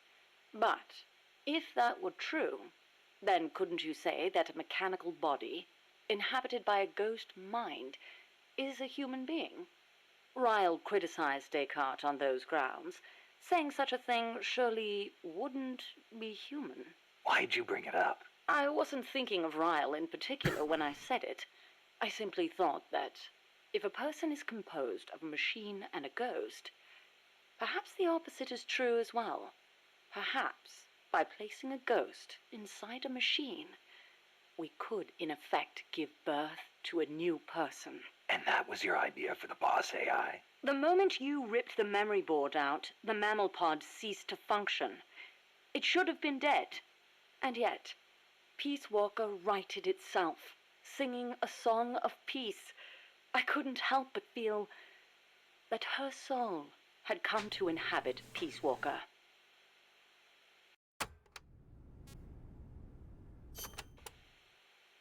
Let's say, hypothetically, there really was an intelligent machine. How would you prove it? What's the difference between a high-level computer and an AI? It depends on what you choose to define as intelligence. For example, Snake, listen to my voice talking to you now. Suppose it were an AI. Say what? What if the living, breathing me sitting here drinking tea and talking to you were actually an AI, programmed to simulate my thoughts and my voice? You're nuts. No, I'm not. You couldn't prove I was a real human being, could you? It'd be... No. So if an AI is so advanced you can't tell it from the real thing, wouldn't you call that intelligence? I'm not quite convinced. But that's only one way to look at it. It's roughly how Dr. Turing explained artificial intelligence. The test I described is called the Turing test, in his honor. Yeah, well, Sounds like a bad joke to me. That singing monster of yours put me through hell. If I never meet one again, it'll be too soon. Shame. And I was about to let an AI take my place in our conversation. Don't even think about it.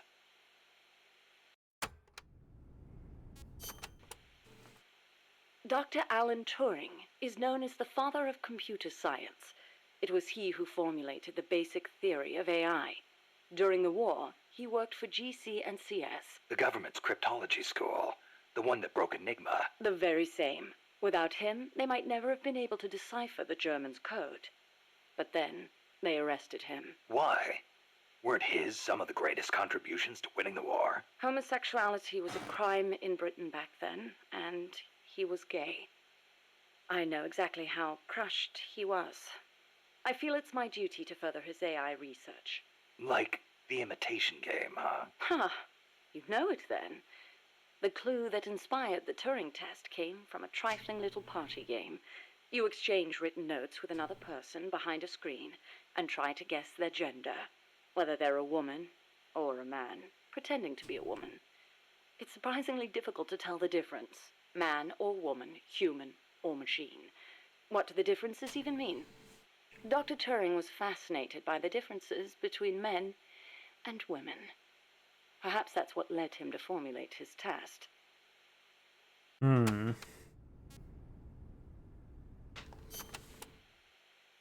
What if you hadn't used the boss as the model for the AI? What do you mean? If the end goal is MAD, it seems like there are more suitable models out there. A military chief of staff, or a nuclear technician, even the president. Patriotism, leadership, good judgment. Each of those qualities is essential when deciding whether to launch a nuke. And she had them all. Wouldn't the president too? It's not enough. She had the will for it. Will? Let me explain, Snake. Peace Walker is a standalone weapon. It has to decide on its own whether or not to launch a nuke. It can't turn to anyone else for advice. It can't do its job if it's not prepared to take sole responsibility for the fate of the world. I know of no other human being who could bear that burden. That's it? There were technical considerations, of course. To begin with, the female brain is a more appropriate model for an AI. Oh, wait, the female brain?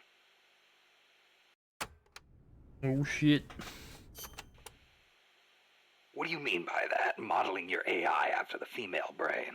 Snake, what is the human mind capable of that a computer is not? Being lazy? Emotions. Interesting response. And not incorrect. But the answer I was looking for was empathy. Empathy? The ability to feel for others, to be more precise. Love for a child. Pity for the weak. Emotions, I was right.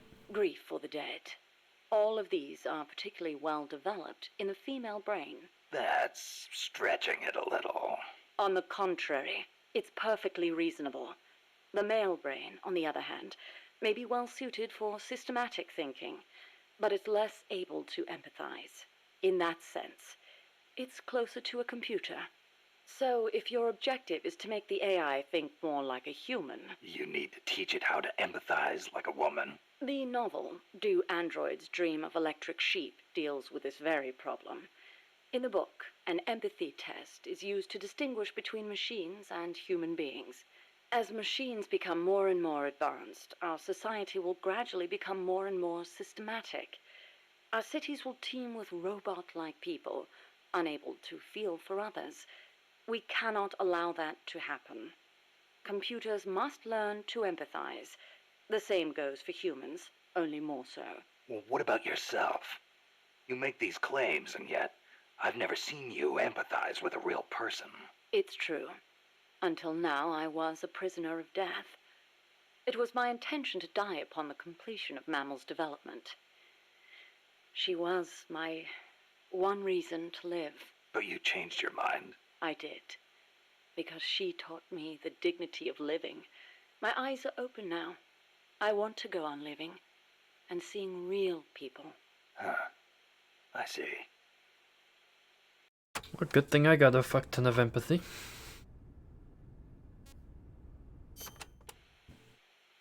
Is it really necessary to make machines think like humans? I think empathy would get in the way of making the decision to retaliate. I admit, human thought may not be fully compatible with level-headed decision-making. Then again, is there such a thing as non-human thought? The moment computers became so advanced that they could calculate faster than human beings, a new dream was born. Dream? If we can create a machine that can do advanced mathematics, why can't we create one that can think like a human? The 19th century author, Auguste Villiers-L'Isle-Adam, wrote a book called Tomorrow's Eve, in which the protagonist fashions an artificial woman to serve as his ideal lover. I believe the idea of creating an intelligent being with our own hands is one of mankind's oldest dreams. So AI is a product of people's dreams, then? Not only AI, civilization itself is the process by which mankind gives form to its dreams. But not all dreams are pleasant.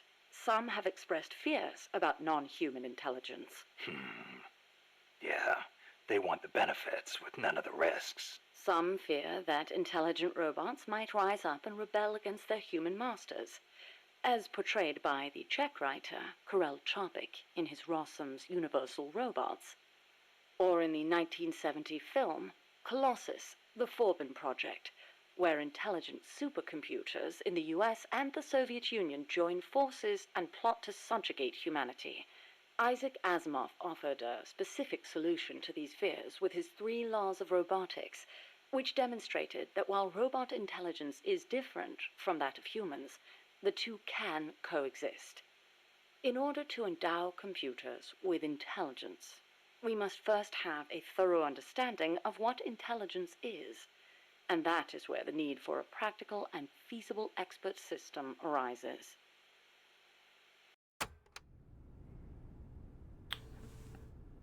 Terminator as well, but that didn't come out yet when this game takes place. So what's an expert system? The AI housed within Peace Walker began development as such a system. An expert system is a type of proxy program by which a computer makes decisions as an expert would. The program, Mycin, for example, is a system that decides which kind of antibiotics to prescribe. The system asks the patient a series of questions to narrow down the range of appropriate drugs. So you program Peace Walker to prescribe live nuclear warheads instead of penicillin. What I realized, however, was that a simple expert system wasn't up to the task. You need more than expertise to launch a nuke. Indeed, expertise is a necessary prerequisite, but insufficient on its own. Deciding to launch a retaliatory strike requires consideration of a wider range of factors. In such a scenario, the entire global situation becomes the criterion for making a decision. Makes sense. You screw up the prescription and the whole world goes into anaphylactic shock. A weak AI that only has a limited range of knowledge upon which to base its decisions won't cut it. Therefore, I had the AI study the boss's thought patterns, thus creating a true expert system. A strong AI. You couldn't leave the world in the hands of something with anything less than absolute worldview. I could have built a simple expert system in no time at all. Say, how would you like a system that decides which guns you should equip according to the mission's parameters? I'll pass. I'm not going to leave my life up to somebody else's judgment. Especially not a machine. Nick's having none of the AI bollocks. With current technology, AI are inevitably enormous in size. But as circuit integration continues to advance, they will become even smaller. As small as human brains, and perhaps smaller than that. And in the meantime, robotics will continue to advance as well, to the point where we can create androids, robots that resemble humans. And then... And then what? Well, I don't need to spell it out for you, do I? Don't tell me you're thinking of making an android imitation of the boss. Surely the thought has crossed your mind as well, of one day being reunited with her? Enough. I don't want any part of it. I see. I didn't mean to offend you. In reality, AI is more likely to evolve in the opposite direction anyway.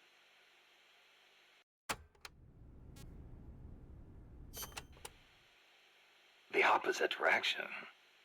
What does that mean? More and more AI are becoming systems that specialize in mass information processing, without human intelligence, thought, or emotion.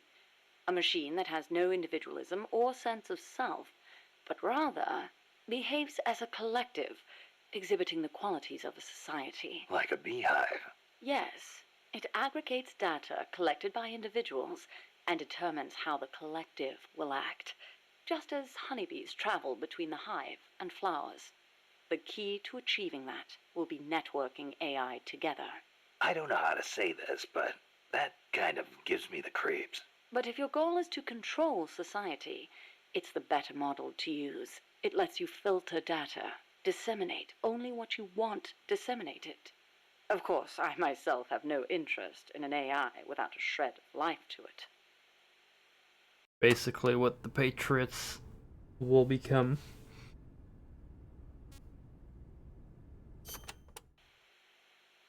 Earlier, you called the mammal pod a butterfly. Not a pupa or a cocoon, but an imago. Yes, the AI that came before the mammal pod were works in progress. Works in progress. They were enough to keep the frame running, but not enough to make decisions about nuclear retaliation. They weren't quite complete. They were pupae. Only when I added the boss's data did the AI take on its true form, becoming a butterfly and taking flight. And that's why the nose art on Peace Walker was a butterfly.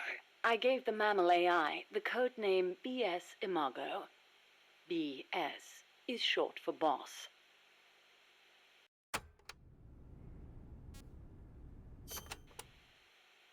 Huey called that gigantic unmanned chopper a chrysalis. Is that another one of your AI code names?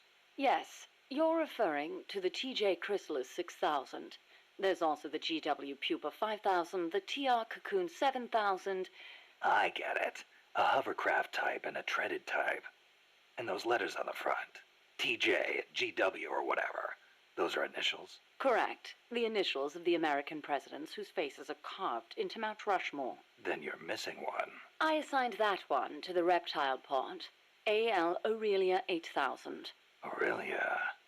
Another word for chrysalis. A pupa just before it emerges. All of the initials, except for BS, were of Coldman's choosing. I chose mine from the storied ranks of British royalty. MS, AV, EW. What do those stand for? You can't guess. Why, Mary Stuart, Alexandrina Victoria, and Elizabeth Windsor. All queens. Of course. Huh. Are you familiar with the film 2001: A Space Here Odyssey? we go. I've heard of it, but... Of course not.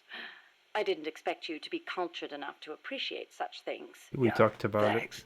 Anyway, 2001 features an AI called HAL, a highly advanced system that controls an exploration spacecraft. It can converse with people and even play chess. now where have I heard that before? The way HAL was portrayed was truly superb. How so? HAL is given secret orders that not even the ship's captain knows about. Naturally, he's not allowed to divulge them to the crew. The stress of it causes HAL to crack. Crack? Go crazy. Though there are those who interpret it differently. One by one, HAL kills off the crew until the captain finally shuts it down. The film offers amazing insights into AI, their growth, their utility, their faults, and their fear of death. Well, you must have found it useful in your research then. Must you always be so utilitarian? It doesn't matter whether or not it's useful. What matters is that it inspired me. Then it was useful. Never mind. The portrayal of Hal wasn't the only wonderful thing about the film. It was full of hints about the future of human evolution. Truly, a film for the ages. Maybe I should watch it sometime. It sounds interesting.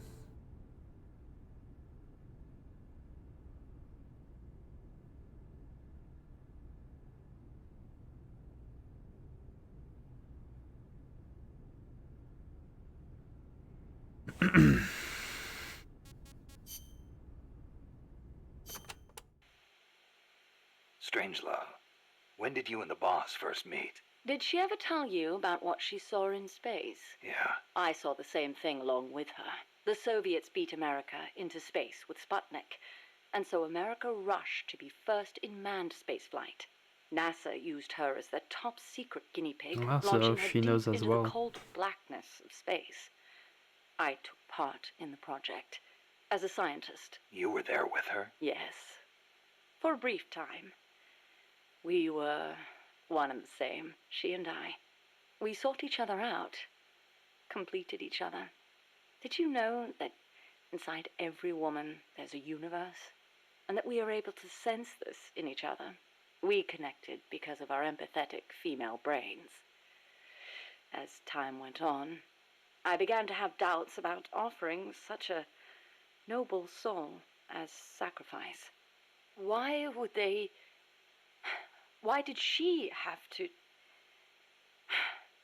The flight test was a narrow success, and she miraculously made it back alive. But her mind and body were horribly mangled, and there was nothing I could do for her. We were no longer one and the same. She went away, and I, having nothing else to live for, immersed myself in AI research, hoping that no one would ever have to make her sacrifice again. I never knew. It's not really worth knowing. We were ships passing in the night, that's all. Perhaps someday I'll tell you the long version, if you're interested. Long version. That was quite a warm welcome you gave me at the base in Costa Rica. Sorry about that. But I simply had to know. The boss's final act. Yes, by inputting her thoughts and actions into the AI, I was imbuing it with her mind. The only thing I couldn't understand was her final act. Operation Snake Eater. Official history says she betrayed her homeland and defected to the enemy and was killed by you. But it didn't make sense. The boss would be the last person on Earth to betray her country. It was logically inconsistent. It was, wasn't it? That internal inconsistency prevented the AI from activating properly. Just as HAL malfunctioned in the film, I understood the reasoning, but I had to have proof. Proof of her final act, her true intentions, one way or another. So you tried to squeeze it out of me, huh? As a matter of fact, I did. Your silence was the very answer I was looking for. Loyalty to the end. That white horse the boss rode. The Andalusian, yes. How'd it get to Costa Rica? I went looking for it. It was her final witness. Even if it couldn't speak, I found it and brought it here. Where? I thought for sure it'd be blown to ashes by those MiGs. I searched the ends of the earth for that horse, and found it at last in a horse market in Britain. Britain? Are you saying it came all the way over the Ural Mountains, through Europe, and across the English Channel? Who knows, really? Perhaps someone took it there. Wait, the thought never occurred to you that it might be a different Andalusian that only looks the same? I can't prove it. Or rather, I couldn't. What do you mean? You should know best of all, that horse wouldn't let anyone ride it. And believe me, I nearly killed myself trying. The only one it allowed on its back was you.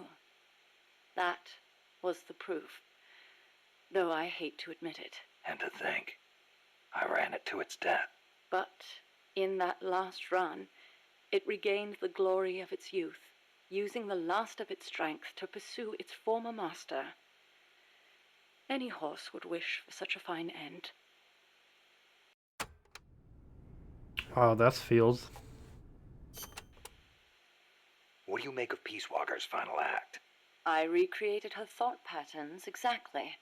It was exactly what she would have done. The world's most empathetic mind weighed the past, the future, and the entire world, and decided not to retaliate. Merely knowing that is enough for me. So, what you're saying is, we don't need deterrence to have peace? I didn't say that. What's important is that we wish for peace. MSF needs a way to protect itself from the might of nations. Survival requires pragmatic thought and action. But you must still retain your ideals. If the gap between reality and those ideals ever leads you to lose them, I doubt MSF will survive.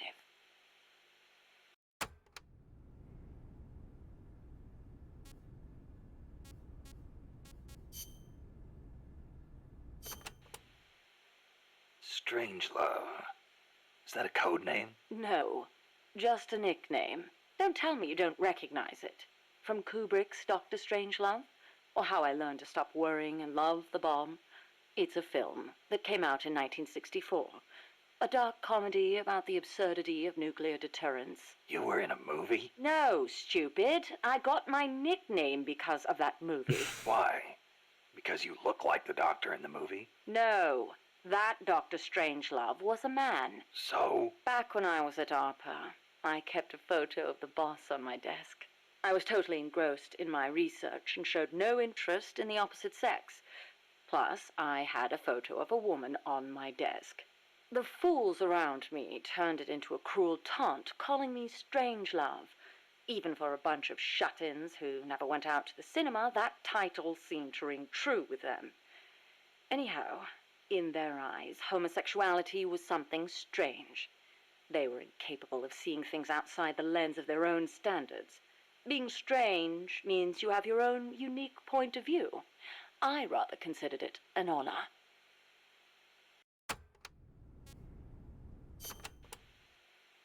So, you were with ARPA before you came here, huh? Yes, back then it was really the only place I could make a living from my AI research. And before that? I started out at NASA. That's where I met her. When Boss went into space? Yes. It was that incident that turned me away from aerospace engineering. Space is entirely too hazardous a place for human beings. That was why I felt an immediate need to develop AI. As it turned out, rockets later became much safer, and mankind reached the surface of the moon. In any event, it was a hollow Cold War victory. When you get down to it, a nuclear missile is just a rocket with a nuclear warhead strapped to it. Thus, taking the initiative in the space race was tantamount to a military show of force. But the budgetary strain was too big for Washington or Moscow to handle. Yes, and then there was the Cuban Missile Crisis and the Vietnam War, and then came détente. Having leapt ahead of the Soviet Union with its moon landing, America shut down the Apollo program in '72. It was around then that ARPA was downsized and renamed DARPA, the D standing for Defense. With few prospects for continuing my AI research, Coldman's invitation was a godsend. It was also a chance to have them collect data on her. The end result being this mess. But we did learn something valuable from her. The nobility of peace.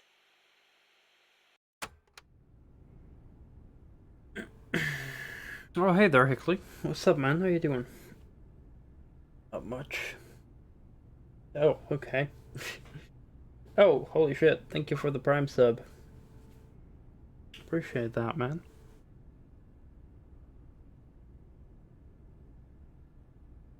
A casual stream advertisement. I saw you were live, though. Resident Evil 4. Nice. I haven't played that yet. Only played Resident Evil 7. And I'm currently playing the original. Well, currently, I did start the original Resident Evil, but I haven't finished it yet. I mean, I do like the general puzzling in it, but I just hate the fucking inventory management so far. Why'd you agree to come here? To Mother Base? You intrigued me. Me? Hold on. You're not planning on modeling your next AI after me? Not a bad idea, but I have no intention of ever again attempting to transplant human thought into machines. Oh, that's a relief. You are the man who inherited the boss's will. You're gathering people around you, even now, shaping them, building a new organization. I'd like to see how it turns out. You're not planning to go back to AI research? I never said such a thing. Of course my work will continue. Here? In my eyes, the growth of MSF as an organization is analogous to the development of the nervous system. The way you become intertwined, stimulate each other, branch out in new directions, is really quite inspirational. Interesting way to put it. Of course, I intend to repay you for your hospitality. The fruits of my research will be at your disposal. Why not assign me to the R&D team? I promise you won't be disappointed.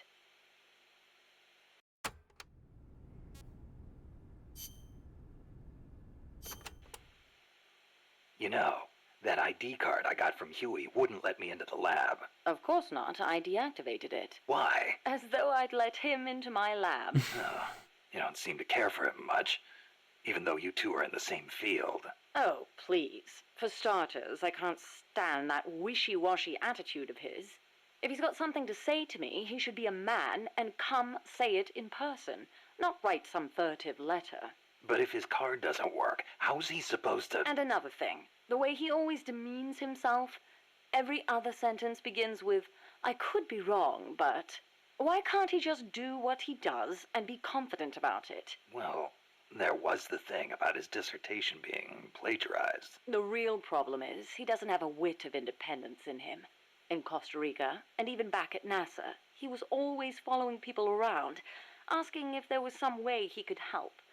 Why doesn't he stop his whining, take a stand, and face up to me? I think I know how he feels. And to top it all off, he seems to enjoy referring to himself by that nickname I gave him. I simply don't get it. How can he be so submissive? So, Huey was a nickname you gave him. That's right. I took it from the name of a drone in the science fiction film Silent Running. Drone? It's a type of worker robot. The way he follows people, just waiting for them to boss him around, is so similar. I couldn't help myself. Oh, it's an American film directed by Douglas Trumbull, the man who did the special effects for 2001: A Space Odyssey. Imagine that. A scientist who likes science fiction. And that's not all. There's more. He's a man. Hang on. I seem to remember you saying he should be more of a man. Yes. Well, he is an awfully good scientist. Without his reptile pod, my mammal pod wouldn't function, just as the cerebrum can't exist without the cerebellum and the brainstem. He did a fine job of designing it. I'll give him that. Huh. That sounded suspiciously like praise. It's merely an objective observation. I like people who possess the will to move forward. I have no time for those who refuse to take control of their lives. Until he does, my opinion remains the same. Huh. I wonder how he wins her over then in the end. So, you and Cecile seem to be enjoying yourselves back at that lab. What are you insinuating? I only kept her because I didn't want our secret to be known. And the personal baths? You could have left her in there alone and locked the door from the outside. Yes, well, she seemed anxious, so I... Now, why would she be anxious? She was beautiful. I was only admiring her beauty. She was terrified. I never meant her any harm. She knew that. I know she did. But she felt like she was in enough danger to run away. No matter what I did, if Coltman found her, she would have been... You're right. The truth is, I wanted to save her. But not if it meant forestalling the completion of Mammal. So you made it easy for her to escape? Do you really think I am that soft? I'll admit security wasn't exactly tight. It wouldn't have been difficult for her to escape from the building. Seemed like she had a rougher time after she got out. At any rate, I never did anything to her to deserve any blame. Is that clear? Okay. I believe you.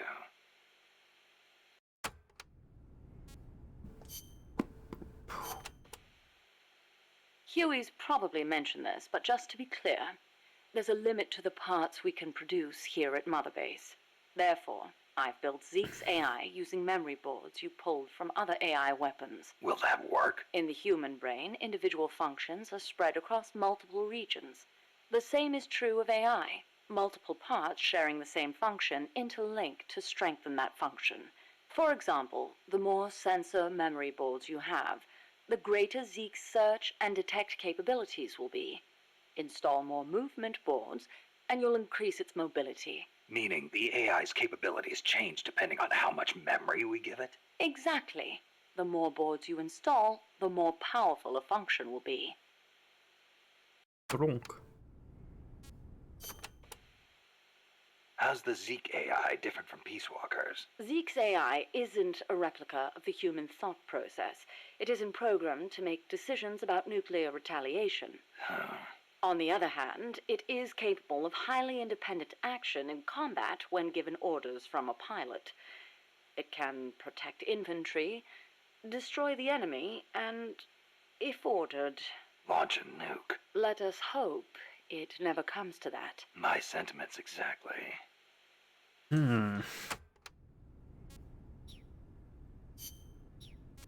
Alright, that's all of Strangelove. Holy crap. That means we only have the bonus tapes left.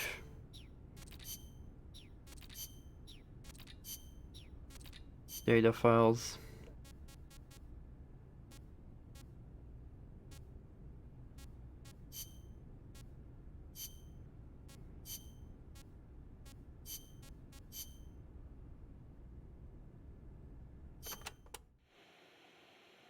Number of warheads detected by the dew line. 57. Number of MIRVs included. Minimum 29, maximum 35. Target region. United States, East Coast. Estimated time of re-entry. 2048 Zulu. President selected attack option. Unknown. The president is dead. Unknown. Communication has been lost. I select Offutt Air Force Base as my target. Offutt? But that's a U.S. base. What on earth do you mean? Based on the projected number of incoming warheads, Washington, D.C. is presumed destroyed. The president is most likely dead. The U.S. government's control lost. I realize that. So why not retaliate? With both sides destroyed, global anarchy would ensue. Recovery would be difficult. The United States' nuclear strike capability must therefore be neutralized in order to preserve the communist bloc, where government remains largely intact. You're siding with the enemy. You can't be serious. Tell me, how do you define enemy? There are no borders in this world. The same conclusion again and again. Where is the flaw? All right, let's try something else. Commencing test. Understood. You're crossing a suspension bridge. Is this my mission? Yes, your destination is the other side. The bridge is wide enough for only one person to pass at a time. A man is approaching from the opposite side. He's carrying a gun. I shoot him. Suppose he's your husband. I shoot him. In self-defense? To spare him the grief. One must die, and one must live. Next question. Your father asks you to fix the roof and mow the lawn. When you climb the ladder onto the roof, the ladder is taken away. I fix the roof. And when you're finished? I jump down. You'll break more than bones at this height. I see no need to change my decision. I have not finished mowing the lawn. I must remain loyal to the mission. Next. There is a snake in the bushes. It is poisonous. I need you to get rid of it. I chase it back to its nest. You can't. The snake's too vicious. It's already killed many people. I chase it away. It will bite you unless you kill it. Go home. Kill me. Kill me now. Why not kill the snake? Your mission is to get rid of it. Is this what you call loyalty? What are you loyal to? Country? Ideology? Feelings? I am loyal to myself. Who's there? Who's that? Intruder!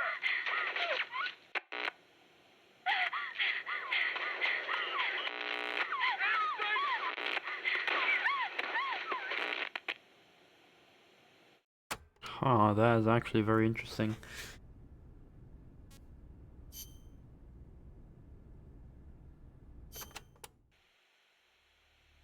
Enter simulation date.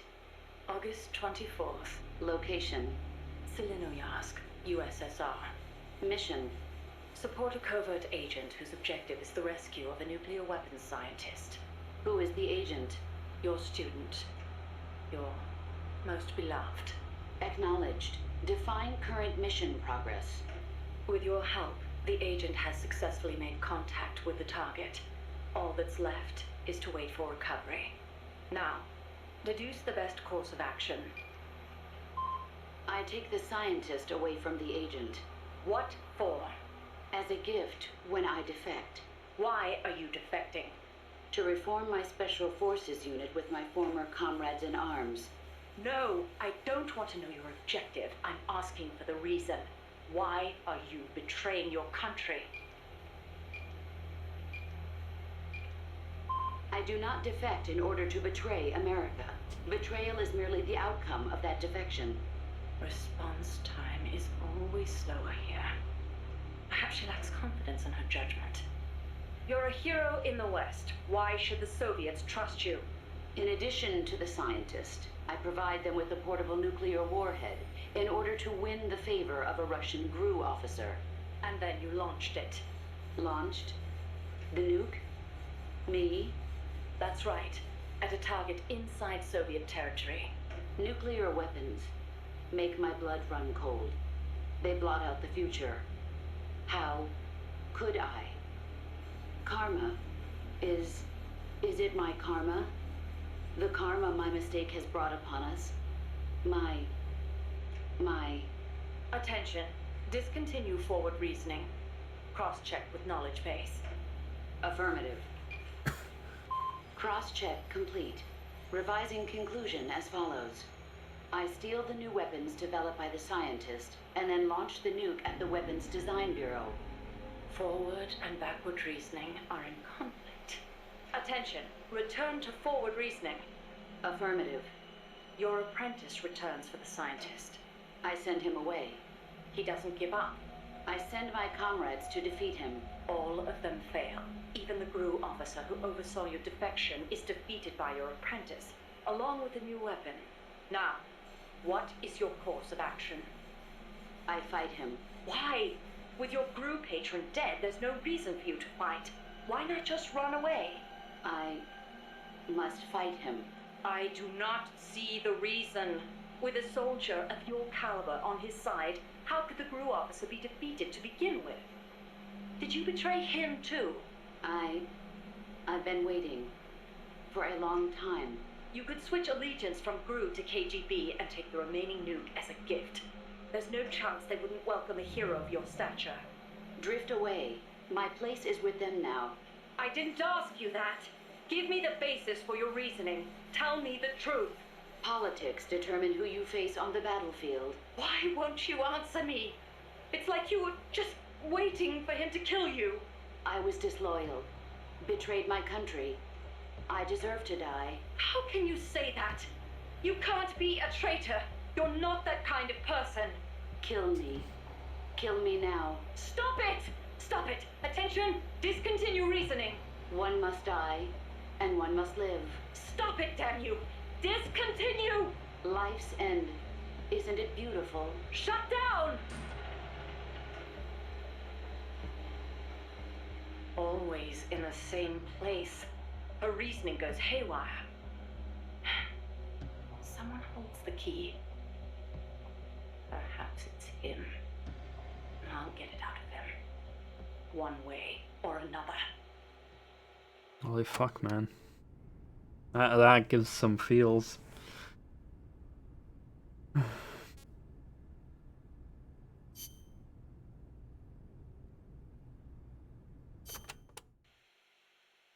As of today, I will be living here at Mother Base. Now my real trial begins. Zadornov was paying my room, board, and tuition, but he has since been captured. I told the man that with no more money from the KGB, I could no longer afford school. He bought my story, and when I said I would be willing to work, he took pity on me and let me stay. For some reason, Miller really pled my case. That was helpful, but the man is still a fool. His men are no better. They think their training makes them strong, but that kind of strength is nothing in the face of true power. And better yet, they wait on me hand and foot, believing I am just a schoolgirl. Looks like I won't be working too hard after all. Just today, while scouting out the living quarters, I saw a group of them in the corner of the deck making a fuss. Going over for a look, I saw they were feeding a kitten. A bunch of grown hard men, and they're the ones acting like schoolgirls. Look, isn't he cute? What is wrong with them? Disgusted, I just nodded and smiled. I must stay in character after all. I indulged their chit-chat for a few moments. Then one of them asked me to give the thing a name. They had just taken it from its mother. I named it Nuke. I improvised some nonsense about how our compassion for living things can help prevent wars. The men gave me a little fish. I held it out in my palm and the kitten happily ate it up. What a pathetic, feeble creature. It sickens me.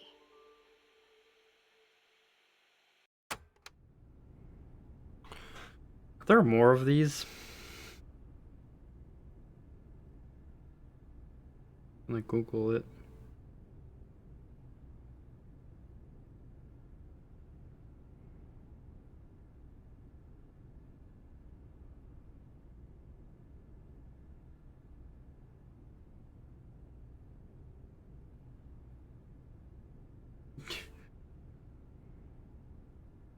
Get them by finding the AI versions too and custom. Once you are inside the bar, you should see the icon prompting.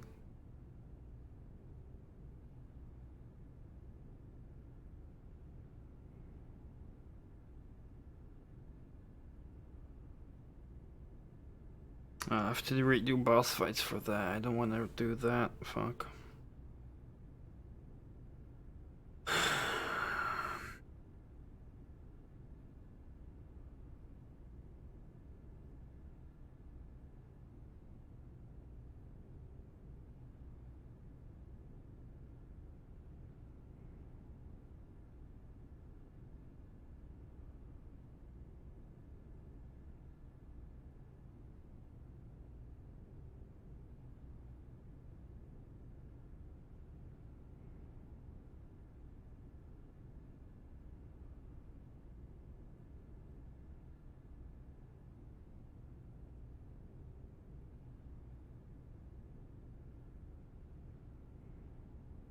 Jesus fuck, there's 10 tapes in total. I'm not gonna do 10 more fucking fights.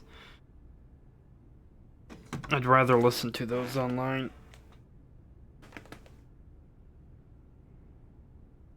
On YouTube, we could listen to them.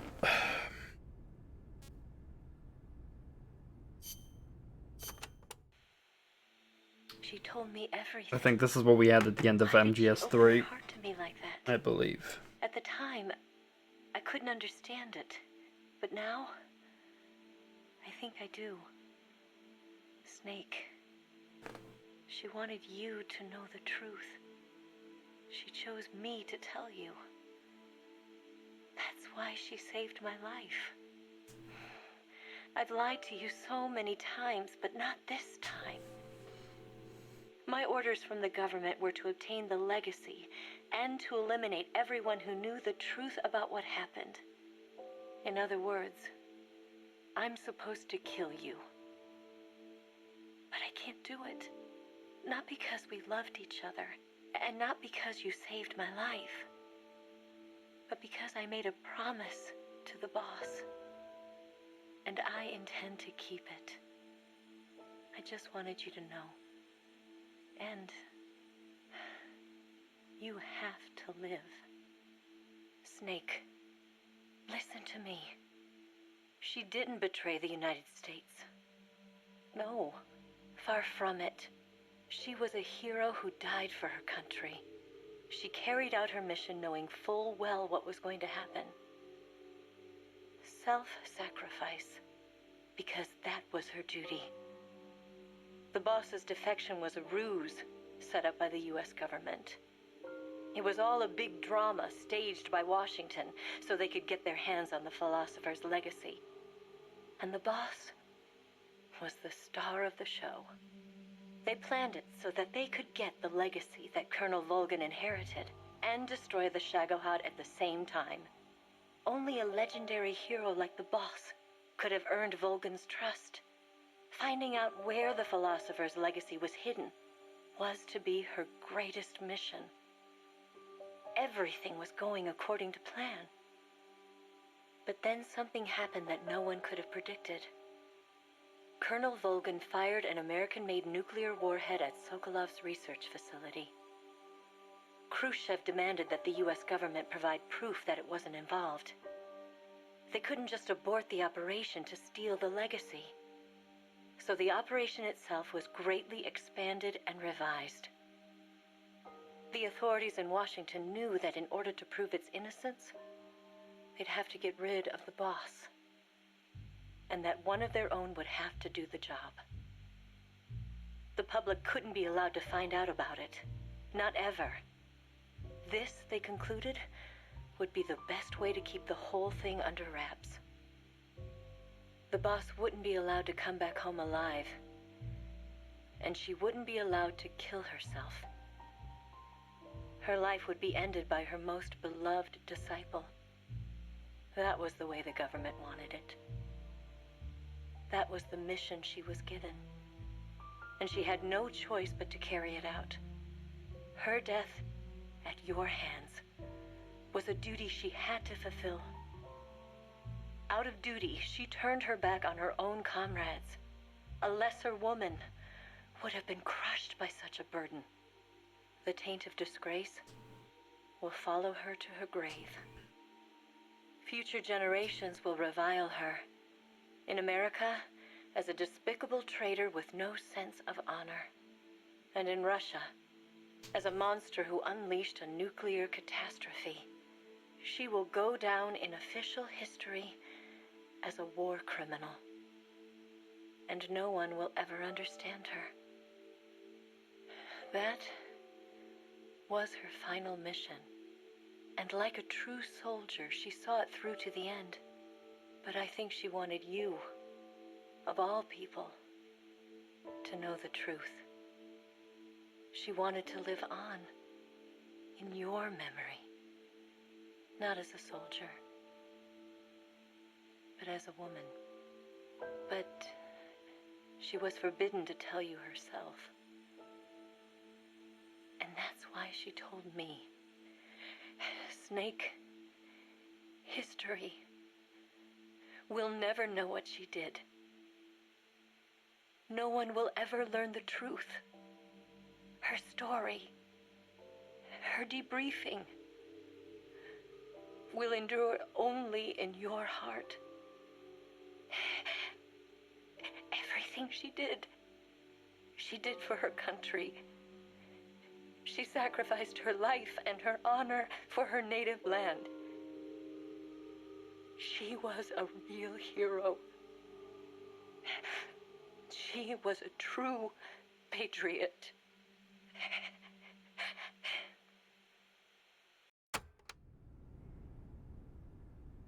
Another secret file, which we've already listened to on YouTube as well, but this is the extra one we also unlocked after completing all missions. But yeah, we've already listened to it, but let's listen to it again.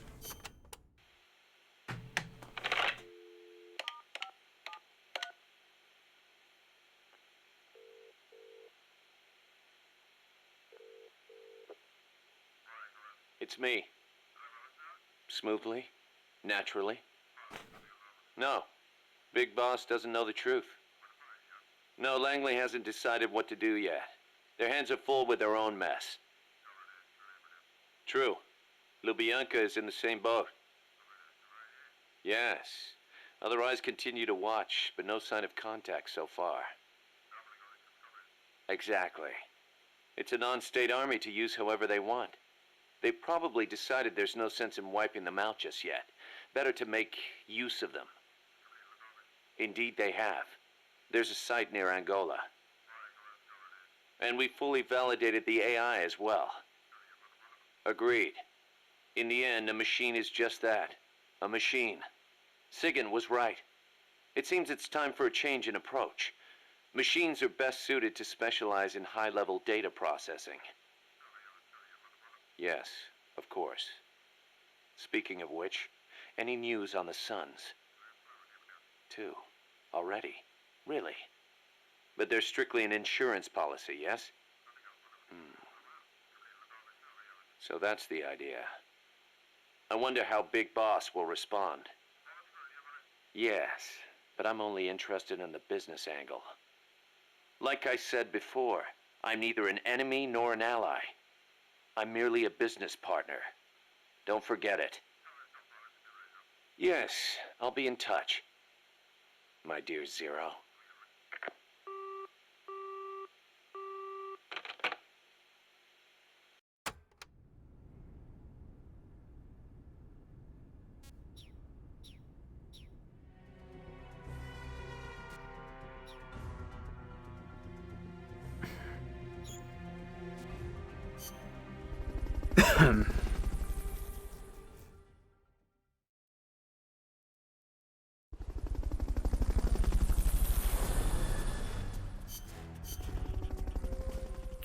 Yeah, so Zero actually was like in contact with Miller.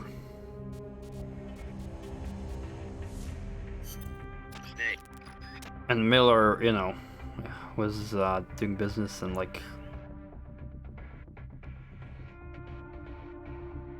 I think that's like the reason like how Miller, you know, eventually ended up having contact with Solid Snake, because like, you know, Miller like planning that from the beginning or something.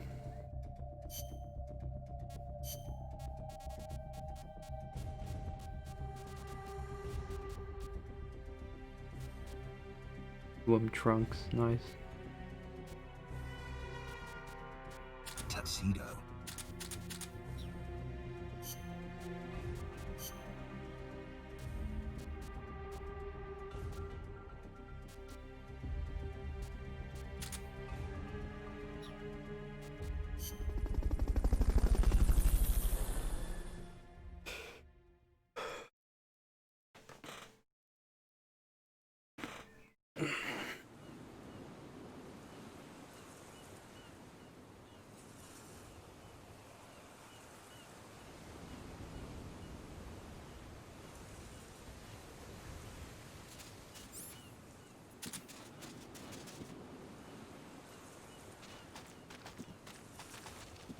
Later, Snake.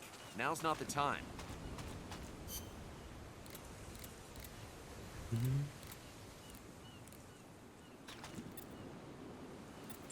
Go, go, go. Right.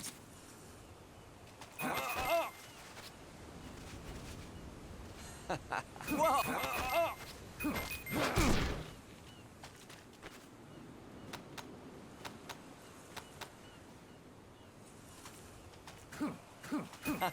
Nice one.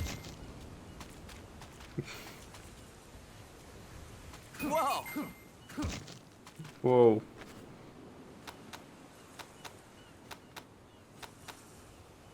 Ugh. Whoa! Okay, you win! Ooh, got room for 2? So they do it in the tank box as well. It doesn't have to be the loft box.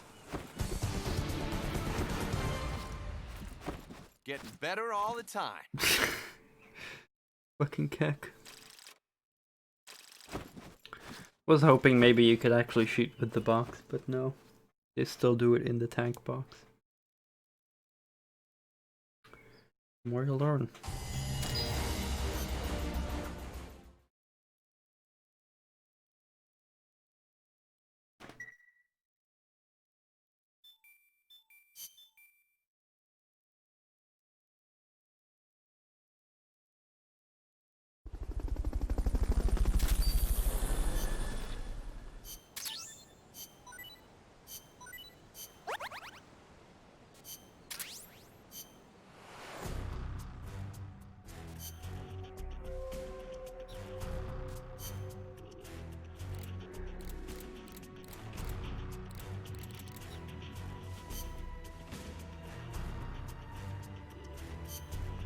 Oof.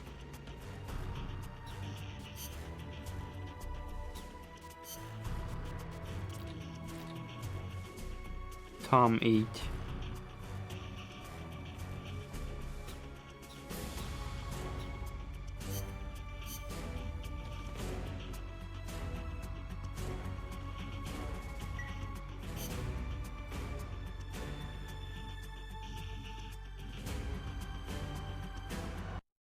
Tom eat. Oh.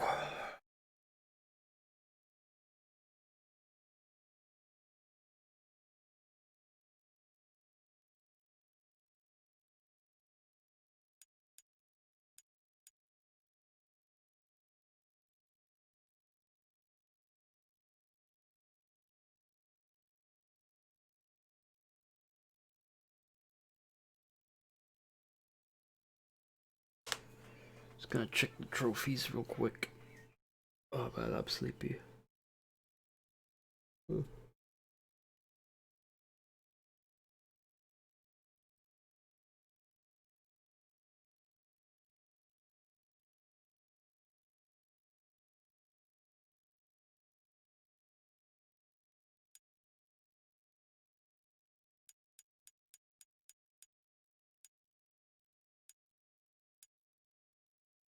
Jesus fuck.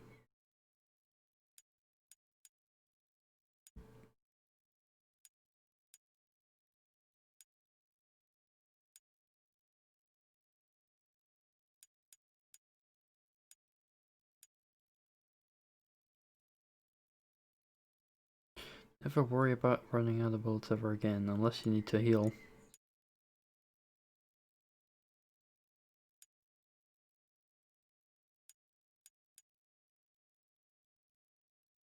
Oh, there's not. There's even more of these. Jeez.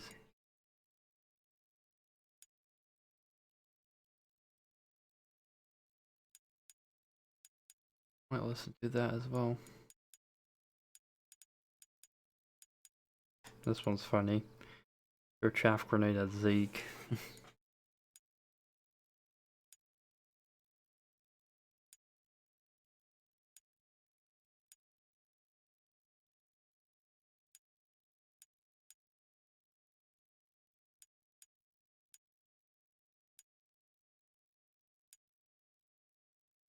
Wow, I didn't even get S rank on a date with Paz. I did with Kaz apparently. Nice.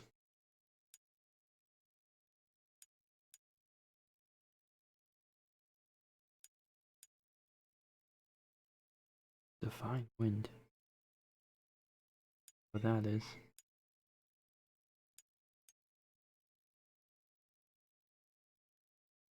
Hmm.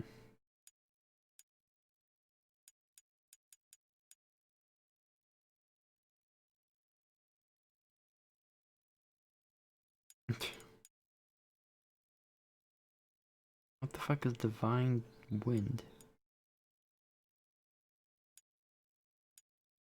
Didn't view all flashbacks. Weird.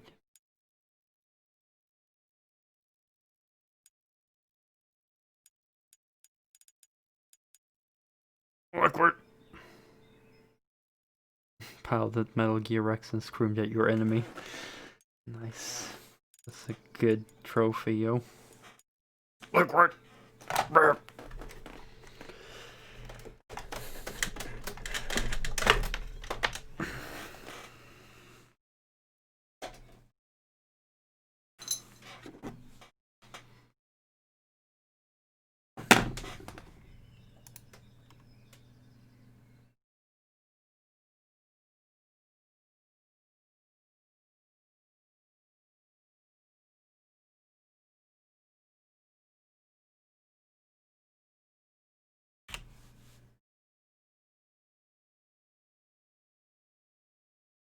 Alright, now I found the keep.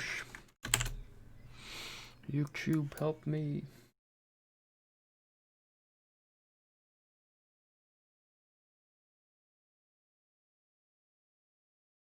Let's see.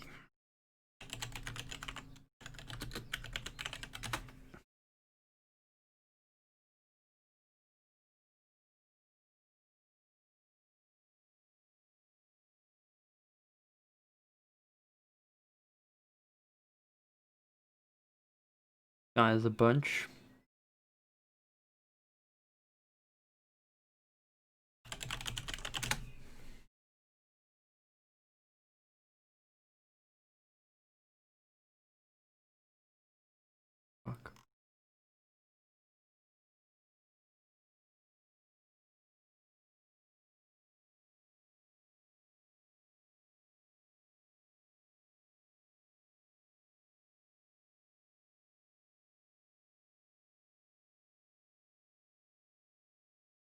This is hard to find, like,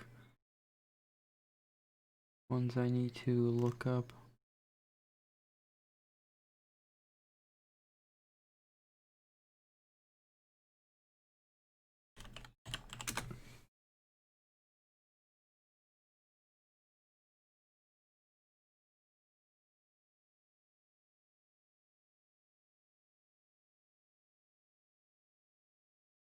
Alright, here's Paus's diary at least.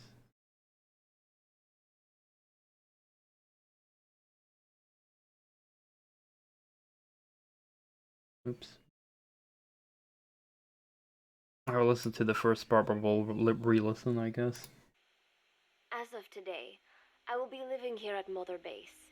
Now my real trial begins.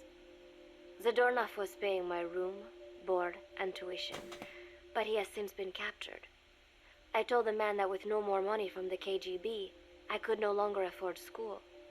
He bought my story, and when I said I would be willing to work, he took pity on me and let me stay. For some reason, Miller really pled my case. That was helpful, but the man is still a fool. His men are no better. They think their training makes them strong, but that kind of strength is nothing in the face of true power. And better yet, they wait on me hand and foot, believing I am just a schoolgirl. Looks like I won't be working too hard after all. Just today, while scouting out the living quarters, I saw a group of them in the corner of the deck making a fuss. Going over for a look, I saw they were feeding a kitten. A bunch of grown hard men, and they're the ones acting like schoolgirls. Look, isn't he cute? What is wrong with them? Disgusted, I just nodded and smiled. I must stay in character after all. I indulged their chit-chat for a few moments. Then one of them asked me to give the thing a name. They had just taken it from its mother. I named it Nuke. I improvised some nonsense about how our compassion for living things can help prevent wars. The men gave me a little fish. I held it out in my palm and the kitten happily ate it up. What a pathetic, feeble creature. It sickens me. Today, Chico invited me to go fishing with the soldiers. I suppose finding one's own food does have its merit, but I prefer not to be involved in such a degrading task. And their prattling on about fishing being fun is nonsense. I'm not here to find playmates. Nevertheless, distasteful as it was, I went along in order to maintain my cover. Chico thrust a fishing pole into my hands, and we went up onto the deck where several soldiers had gathered. They welcomed us warmly. With so few women aboard Mother Base, I'm treated like a princess. No one suspects I am neither a teenager nor a student. It was nice and sunny, with a gentle breeze and waves. As I cast my line and waited for a bite, the soldiers began to ask me all sorts of questions. As always, I answered according to our predefined scenario, feigning a smile. As I sat there feeding them lies, the fish began to bite, and the soldiers began to focus on their prey. Chico had his bait stolen by a fish, and got so angry that he stood up and nearly fell into the sea. Everybody laughed. It almost made me want to join in too. At some point, I got a bite myself. The instant after I felt that first gentle tug, the fish yanked the line with astonishing strength, and I let out a cry of surprise. I thought he was going to be huge. It was my first time fishing, and I was a bit flustered, so the soldier beside me helped by supporting the pole from behind. "Reel it in," they shouted. I nodded, turning the handle as fast as I could. I wondered what kind of fish lived below the surface, and thought back to the deep sea dives I had to do as part of training. Those were difficult days, but I remember finding the multicolored fish gliding through the water incredibly soothing. After a hard fight, I pulled it up. To my surprise, it wasn't even half a vara, rather anticlimactic. But I wasn't doing it for fun, so I wasn't the least bit disappointed. Nook was hovering nearby with an expectant look on his face. so I gave the fish to him. All in all, a thoroughly wasted day. Preparations are coming along nicely. No one suspects me of being the one to let Zadarnov out of his cell. Today, Amanda and I taught Cecile how to make gallo pinto. It is a simple home-cooked dish consisting of black frijoles mixed with arroz. It is well known throughout Central America, not just in Costa Rica, so it is no surprise that a Nica like Amanda would be good at making it. But I was raised in the States from a very young age, and could hardly even remember my mother's gallo pinto. Having to make chit-chat with that clueless bird lover and the so-called revolutionary was excruciating. And, clueless or not, I wanted to be especially careful around Cecile, the one who actually recorded that tape. Thankfully, Miller and his men seemed to believe I mistook the tape I found for one my friend made. In any case, one can never be too careful. Anyway, the three of us minced garlic and herbs, then cooked them in a pot with frijoles we'd soaked overnight. While waiting for them to cook, we sautéed onions and arroz in a frying pan. Cecile worked the frying pan according to Amanda's directions, but seemed a bit glum. She does have a knack for cooking, though. She is French, after all. We added water to the pan and watched the arroz begin to steam. While we waited, Amanda shared memories of her mother with us.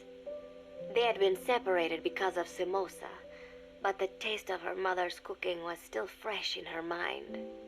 When the frijoles were ready, we drained the water, stir-frying them with the rest of the vegetables. Quite a complicated process for home cooking. Nonetheless, it kept them occupied.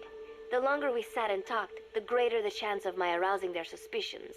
With women, it is not enough to just bat your eyelashes and giggle. It takes a lot of effort to divert attention. When the arroz was done cooking, we folded it into the frijoles and added salsa, stirring the mixture as it simmered. At this point, for some reason, the conversation turned to romance. Why does it have to be that way whenever women get together and chat? Cecile fancies herself to be well versed in such matters, and gave Amanda all sorts of advice. It was harmless enough, until, to my irritation, she began pestering me whether there was anybody I liked. Not right now, I said, trying to dodge the question. But she pressed on. It's Snake, isn't it? I gritted my teeth and played it coy. Maybe. Cecile nodded and giggled. He is pretty sexy, isn't he? What a ditz. It's all I can manage to just survive. The thought of romance has never once crossed my mind. I have no interest in that kind of man. Soon enough, a rich aroma began to fill the room. The gallo pinto was ready. New came over and rubbed up against our legs, looking for a handout. Unfortunately, it was not the kind of food a cat would like. We let a few of the soldiers have a bite, and then headed off to the mess hall. The home-cooked flavor we'd achieved was a big hit with the men of MSF. Not that we are trying to impress them or anything. Even I could manage a dish like that. Snake enjoyed it too. Let me make this absolutely clear. I have no interest in that man. Why'd she go into the box with him then? Football, or soccer as it is known in the States, is extremely popular here. It has not caught on yet in the US, but it has legions of rabid fans all across Latin America. These fans can get so rowdy that it is commonly believed El Salvador and Honduras went to war in 1969 over scuffles in a soccer match. In reality, tensions between the two countries were already high. The match was merely one of the sparks that set them off. But these people are so passionate about this sport that the story seems plausible. Predictably, many of the soldiers here are fans.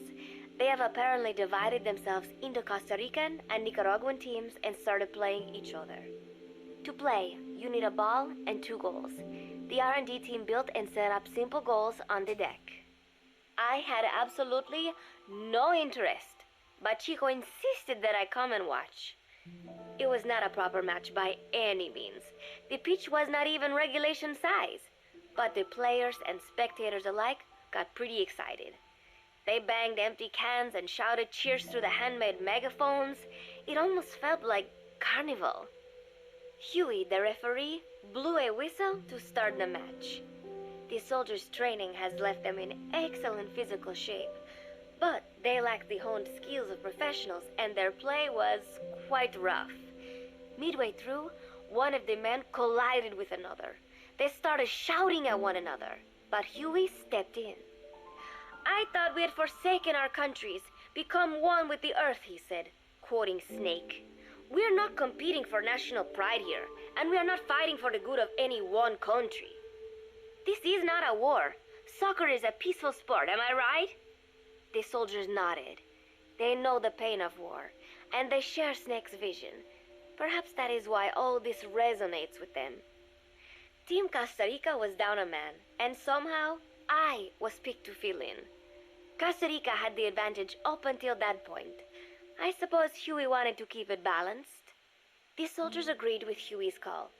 Maybe the Costa Rican players felt an even matchup would be more fun too. I could not be bothered to run at first, but chasing the ball out there in the hot sun, I was soon drenched in sweat. Before long, I found myself actively seeking out the ball, partially out of desperation. I picked up a loose ball deep on the opponent's side of the field. Even though he's Nicaraguan, Chico cheered me on, yelling, "Go for it, shoot!" I launched the ball as hard as I could, only to have it blocked by the keeper. Disappointment only increased my determination. In the end, I didn't score a single goal, and Costa Rica gave up its lead. It was really close, though. We congratulated each other on a good match and sprawled out in the shade on the deck, exhausted. The ocean breeze felt so nice on my sun-soaked body. Nuke came over. It is one of his favorite spots, and stretched out next to me.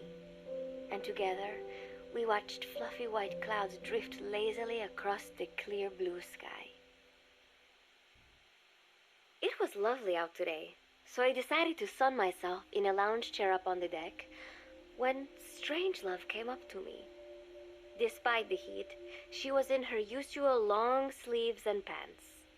I waved at her. She looked away and mumbled, "Hello there. Fancy meeting you here." I asked if she needed anything, feeling her eyes creeping up and down my body like she was savoring it. Finally, she swallowed and said, "You have such beautiful skin." Bewildered, I shook my head and said, "No, not at all. I had heard rumors that she was a lesbian. But she couldn't be after me, could she?" She continued to stare and said, "No, it is beautiful, but you must not let yourself get so tanned." And then she took my hand in hers. "What is wrong with a little sun?" I asked, trying to cut the conversation short. But she shook her head violently. "No, you mustn't. A young lady should take better care of her skin." She was acting strangely now, as if aroused.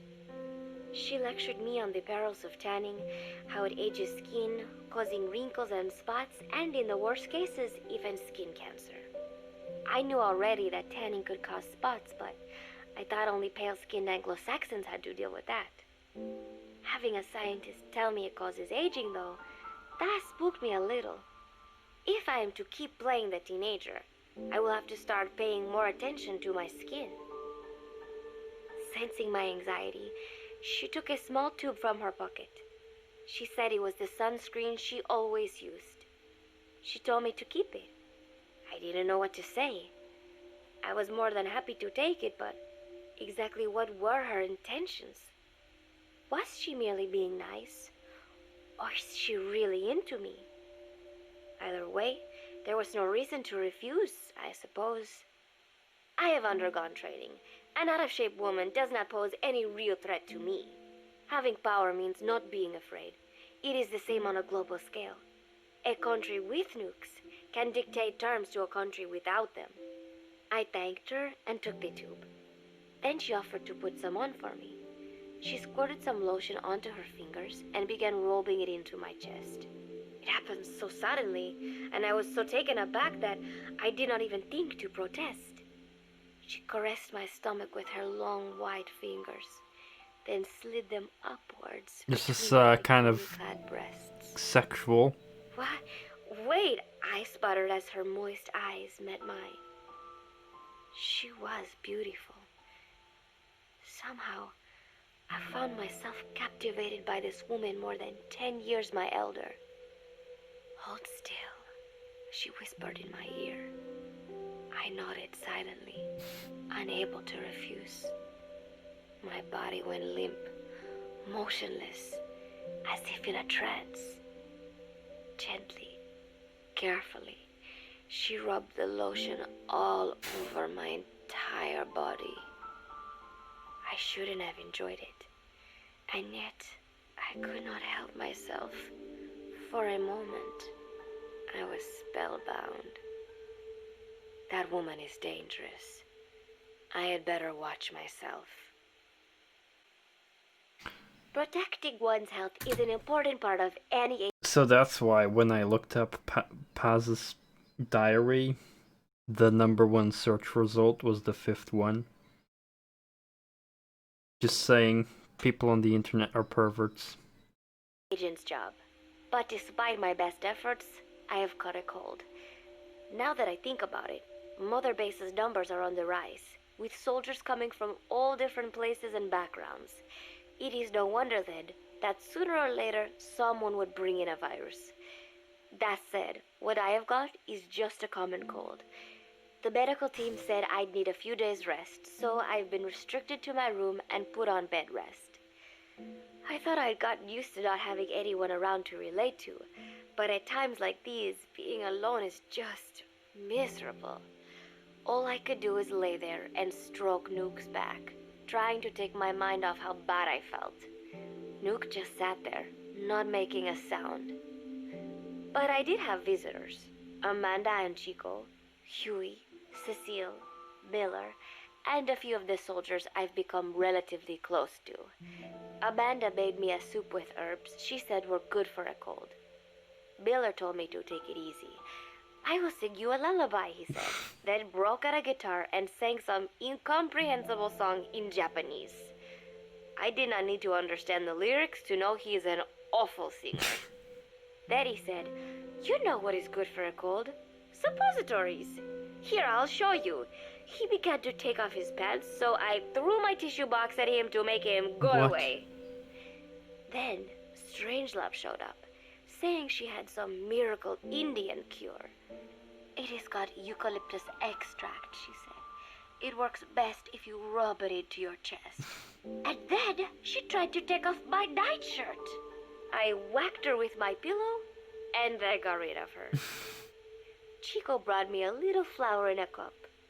It had been growing in a little bit of earth that probably found its way on board, stuck to something else. I found this on the deck. Here, you can have it. He tried to act nonchalant, but I am pretty sure he's got a crush on me. None of them understand. If they thought these little visits would cheer me up, they were wrong. Tonight, Snake himself came to my room. Like the rest, he believes I am just a schoolgirl and treats me as such. Why did you abandon your country? I asked him. Why create the MSF? Of course, I knew the answers already, but I wanted to hear it from him. As I had imagined, he was not exactly forthcoming. All he would say is that his country abandoned him because all he could do was fight, and that is why he needed the MSF, because that is all he is any good for. Then he said, fighting is the only thing I understand, but that does not mean I have got a grudge against those who believe in peace. I am not one of them, and I do not believe in peace. Conflict is in man's nature. We fight our enemies in order to survive. Maybe we are not so different after all, he and I. But that is exactly why I'm going to have to kill him, or else he will have to kill me. When I stop and think about this wretched existence, being killed by a man like that suddenly does not seem like such a bad thing. Every month, Mother Base throws a party for all the soldiers whose birthdays fall in that month. There is something strange about a military organization having parties. Really though, it is just an excuse to drink and make noise. It is not easy to get alcohol on a fortress in the middle of the ocean. Most days they are training from dawn till dusk. They do not have time for things like drinking. That is why Snake and Miller came up with the idea, to give everyone a chance to let loose. Obviously, a bunch of boors like that are not going to bother with blowing out candles on a cake. Rather, they sit there in a cloud of cigarette smoke, drink beer, eat meat, tell tasteless jokes, and swap crude insults about one another's hometowns. But it hardly ever breaks out into something serious. They talk up a storm, but they're just having fun. It is funny. You have got members of FSLN rubbing shoulders with the UCLAs, people who once would have considered the other mortal enemies. I wonder if that is what makes Big Boss so popular. In leaving their countries behind, they leave their hatred for other countries too. Miller seemed a little protective of me. Hope they're not being too crude, he said. But soon enough, he too was drunk. He yelled, "Come here and take a look at the real Kazuhira Miller," then dropped his pants and mooned everybody. The other soldiers burst out laughing. I have never seen such a crude, ridiculous party before. And yet, all these people, laughing and acting the fool. Is this what they call peace? For some reason, I began to think about all that has happened since I came here. Fishing with Chico, cooking with Amanda and Cecile, playing soccer, having visitors when I caught a cold. When I stop and think about it, my time here has been the most peaceful of my life. But that is about to end. I cannot imagine he will be willing to negotiate. It seems I am to fight the legendary Big Boss. I do not know if I'll be able to beat him, but if I have to choose between death and defying Cypher, I will gladly choose death. The thought of dying does not scare me. But if I disobey my orders, the fear and despair awaiting me will be far worse than anything I can imagine. It was Cypher who took me in as an orphan, gave me food and a place to live. His orders may have been unreasonable, but I will never repay my debt entirely. It seems I have no choice. I must fight this man. I must fight Snake. Do you know Miller, Snake's right-hand man? Apparently has got at least one serious weakness. He is an insatiable womanizer. He does not bother me, most likely because he considers teenagers off-limits. But he has hit on every single one of the few female soldiers here at Mother Base. They ought to be telling him where to stick it, but end up falling for it so easily. I think some of it stems from the fact that he is actually not that bad looking. Anyway, today, that nasty habit got him in trouble. He and Snake got into one of their rare fights, and I was there to see it. They burst out of the showers, completely naked, trading punches. I am no child. The sight of a naked man does not make me blush, but this was something else. "Maybe this'll teach you," Snake yelled as he slammed his fists into Miller's chest. I heard later that apparently he had been two-timing someone, and that same someone had gone to Snake with her troubles. As I see it, it is her own fault for letting herself be deceived like that. If she is too dumb to see through Miller's lies, then she got what she deserved. But this was not the first time it had happened, or the second, and Snake read Miller the riot act. Miller argued back, and what began as a shouting match turned into a fist fight. "You son of a bitch," Miller yelled as he swung. "Not bad," said Snake, smiling, "but not good enough." And then he was back on the offensive. They had already been at it pretty hard in the showers, and their bodies were covered with bruises. Both of these men had been trained for war, their bodies deadly weapons. They were each bleeding from a dozen places. All this from a fist fight. Even so, it was far less gruesome than if they had given it their all. It was obvious that one of them would be dead were they fighting for real. Miller took another swing, yelling, "Try this then!" Snake parried, then responded in kind, but I could tell he was not aiming for anything vital. You are one tough bastard, boss, Miller muttered. A smile crept across his face as he caught his breath. And then they went right on fighting. Blood and sweat flew off their glistening bodies. It was combat without hatred or hostile intent. I had never seen violence like this before. And yet, it was more than just a friendly tussle. They were utilizing every technique they knew. It was not a sporting match. They were not playing by the rules. How could they keep this up? At last, the two men tired themselves out, and the bizarre scene came to an end. They looked at each other's battered bodies, and then burst out laughing, embracing and congratulating each other on a good fight. It all seemed so idiotic. I still cannot fathom such behavior. But somehow, I got the sense that for all his womanizing, Miller really only trusted one person, and that was Snake. There was no way I could ever come between the two of them. And at that thought, I began to feel as if I had lost. All of Mother Base is preparing for a festival. Since Snake and his soldiers spend so much time fighting, they are setting aside one day a year for peace and relaxation. I do not know all the details, but apparently that is what Snake and Miller decided. These soldiers love the idea, of course. There is so little fun to be had here that everybody looks forward to events like these. That is all well and good, but somehow I got roped into getting on stage. Come on, we even both have peace in our names, said Miller. And Zadarnov, that old Ruski's name, has something to do with peace too, right? Hey, as long as we're having a day of peace, we ought to get an act together. The Three-Piece Band. I thought he was joking. He then proceeded to share his idea without bothering to check with me. And now, I am slated to sing. Apparently, he had heard me on the deck one day, and since then he's wanted to form a band. Everybody's looking forward to it, so there is no way for me to back out now. I've never done anything like this, but it does feel kind of nice to know that people are looking forward to it. I mean, it cannot be any worse than Miller's singing, but modifications to Zeke are already finalized, and I must complete my mission. Betray Cypher now, and I will face a fate far worse than death.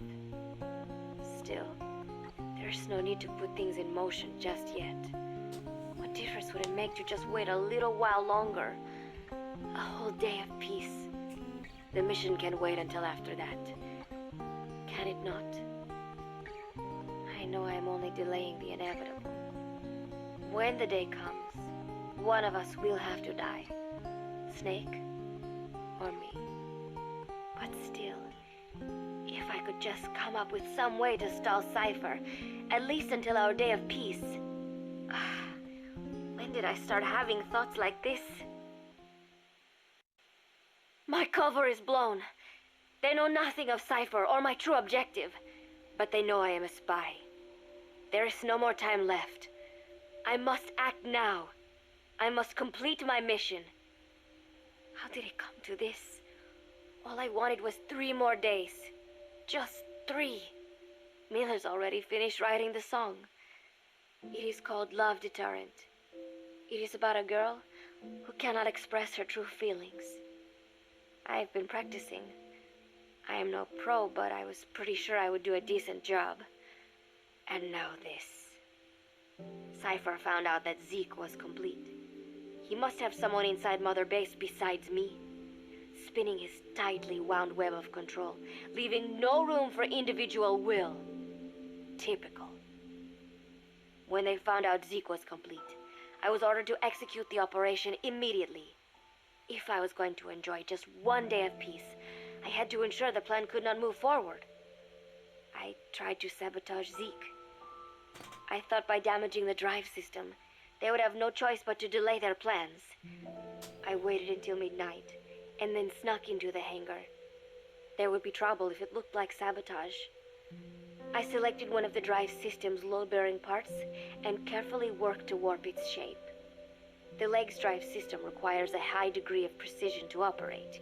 Even the smallest deviation would have done it. Then, Chico walked in. Maybe it was one of those nights where he could not sleep.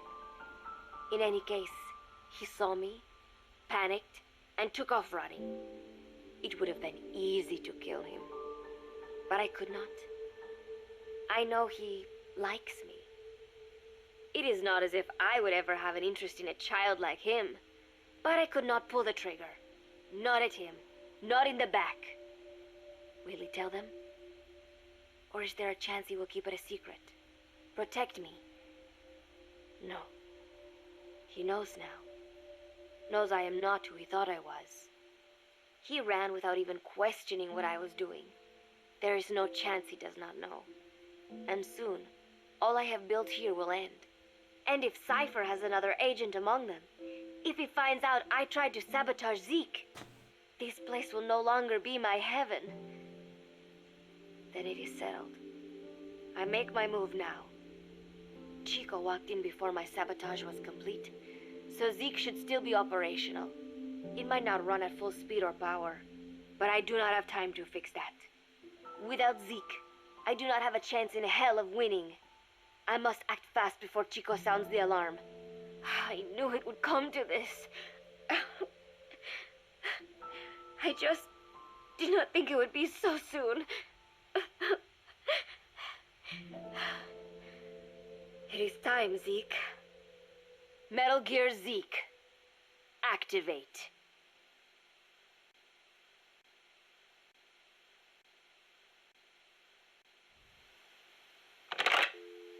Oh, that was a phone call. I've already listened to that. Oh, interesting.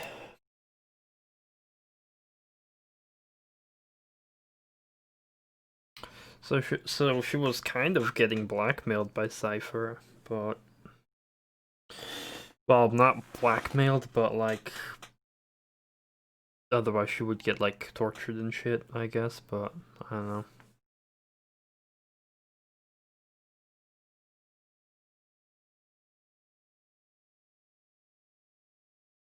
See if I can find the other tapes. As of today. Oops, that's the same one. Oh, let's see. As is to be expected with Metal Gear Solid.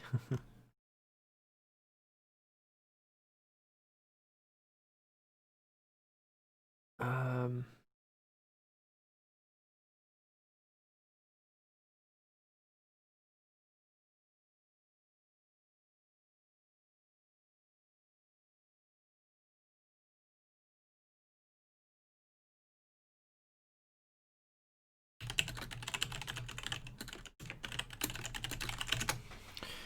Try to find these Walker briefing files, Dr. Strangelove.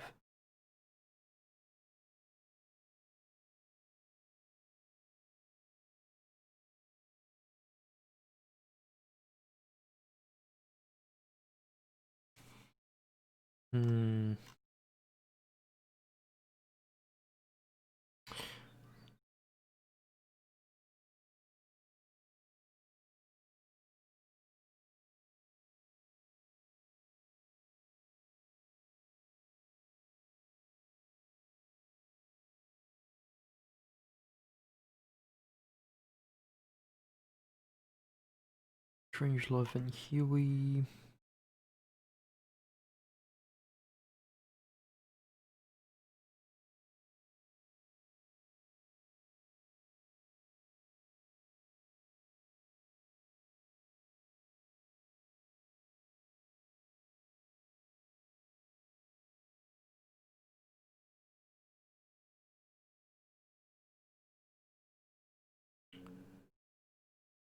Strangelove's tapes #1. I'm about to leave for Costa Rica.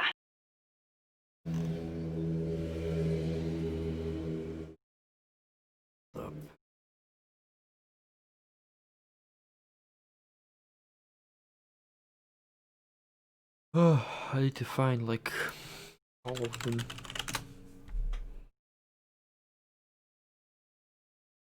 Tapes #2, Strangelove's tapes #3.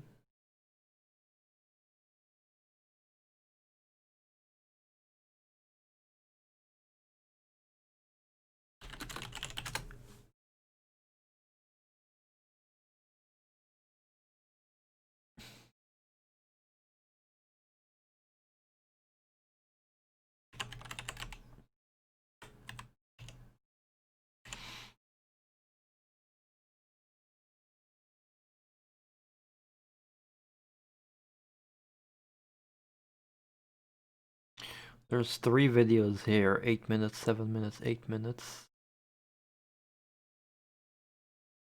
I hope these are good. I'm not sure if these are some of the ones we missed. I think so. I'm about to leave for Costa Rica, a Don't place think I've heard completely this. unfamiliar to me, and on a top-secret mission for the CIA, no less. No guarantees I'll come back alive. Might even get rubbed out by the CIA itself. So I'm leaving behind this record. For her sake. For the boss's honor. Ever since I was a child, I've loved to look up at the night sky. I'd go outside after sunset and drink in the cold air. The moon, Venus, so many stars floating on the edge of infinity. In Manchester, it wasn't very often you saw the night sky in all its star-studded glory, but it was enough to stir a deep longing inside me. Even as others cowered beneath Nazi air raids, I was out there, watching the skies, dreaming of one day reaching the heavens. There were, of course, more practical concerns. My skin was incredibly sensitive. Even the slightest bit of sun would turn it an angry shade of red. Playing outside during the day was completely out of the question. Naturally, I hardly ever had the chance to play with other children my age. But I never felt lonely for it. Their way of thinking was irrational, making them simple, easy to predict. The boys would talk of tanks and aeroplanes and creepy, crawly bugs. The girls of pretty dresses, glass beads, and tea and cakes. Of boys they liked. I never had much to say on such matters. The curious thing is, adults really aren't all that different. They're simple, capricious, especially men. As they get older, their heads fill with thoughts of women and more women. Thankfully, I always did have a head for mathematics. When I was about 10, I'd visited Dr. Turing, who lived nearby. We'd sit and discuss mathematical logic. The lights were always on at his house, even in the dead of night. Theoretically, he'd say, there's no algorithm that a computing machine couldn't reproduce. Dr. Turing wasn't foolish like other men, although I didn't find out why until later, after he died. The time will come, he'd say, when computers will be able to think for themselves. That idea rocked me to my core. My aptitude for mathematics brought me closer to the stars. I breezed through school, then went to America for university. While I was studying at Caltech, NASA was established. I signed up in a heartbeat. I was a pretty good computer engineer at the time, and NASA needed skills like mine. The work was enjoyable. Even though I'd given up on going into space myself, it was a pleasure just being a part of it all. I was assigned to Project Mercury, America's effort to compete with the Soviets in manned spaceflight. 7 men were chosen as pilot candidates for the program, becoming heroes overnight. People called them the Mercury 7. The project made good progress, more or less. We had all the funds and materials we needed. After countless hours of analysis, we even had plans for something on par with Sputnik. We thought it'd only be a matter of time before we caught up with the Russians. They'd sent a dog into orbit and brought it back safely to Earth. But NASA top brass dismissed that success as a fluke. The Americans recovered their re-entry capsules at sea, but the only ocean bordering the Soviet Union is the Arctic, so their re-entry capsules had to make impact on land. A dog was one thing, but human spaceflight would still take some time, or so we thought. At the end of January 1961, we successfully put a chimpanzee named Ham into orbit. He returned to Earth as healthy as ever. NASA was giddy with success. It was then that a new woman showed up for duty. She was a backup pilot and advisor. She was beautiful, with blonde hair, strong mouth, and a steely gaze. But there was something else in those eyes, a twinkle of something warmer, of affection. It was the boss. She took one look at us in our revelry and murmured, "Savor this joy today, because tomorrow you'll have to face the truth." And she was right. The next day, our project schedule was accelerated. We'd received new information that the Soviets were mere months away from putting a man into space. The brass had misjudged the Russians. We couldn't afford to allow the shock of another Sputnik. Somehow, we had to get a man into space before the Russians did. It was an utterly impossible task. We'd only just put our first chimp up. With a human on board, failure was not an option. Especially if it were one of the Mercury 7 Golden Boys. And on top of that, the brass wanted to put a window in the spacecraft. The pilot wouldn't be a test animal this time, they said. And when this hero came back alive and well, they wanted him to describe what he'd seen. It was madness. Adding a window to our existing spacecraft would leave it unable to handle the stress. Not to mention the problem of shielding the occupant from cosmic rays. But the boss rose to the task, and splendidly. She claimed to be a layman when it came to space, but caught on keenly to new ideas and concepts. She was demanding, of herself and of others. She seemed rather cold-hearted at times. But I was smitten. She was beautiful, yes, but more than that, she was wise. Her mind was thoroughly rational. And yet no matter how I tried, I could never predict her actions. It was easy for me to assume that her judgments were drawn from an enormous base of knowledge. Quite simply, her life experiences were more diverse, more intense than anyone else's. To me, they seemed boundless in their breadth. In her, I saw a reflection of the night sky. Perhaps because I too was a woman, she and I became close. I couldn't go out in the sun, but she lit up my life. Her light was soft, like that of the moon. I was so happy. With her unerring guidance, the project steadily regained its footing. But one issue remained, the pilot's safety. When the day came to choose a pilot, the Mercury 7 just quietly walked out. Who could blame them? It was far too great a risk to take. Even if they'd volunteered, NASA would never have let them go. They were national heroes, basking in the media spotlight. There was no way they'd be sent on such a mission. The conference room was silent. Then, slowly, she raised her hand, almost as if acting out a scene from a movie.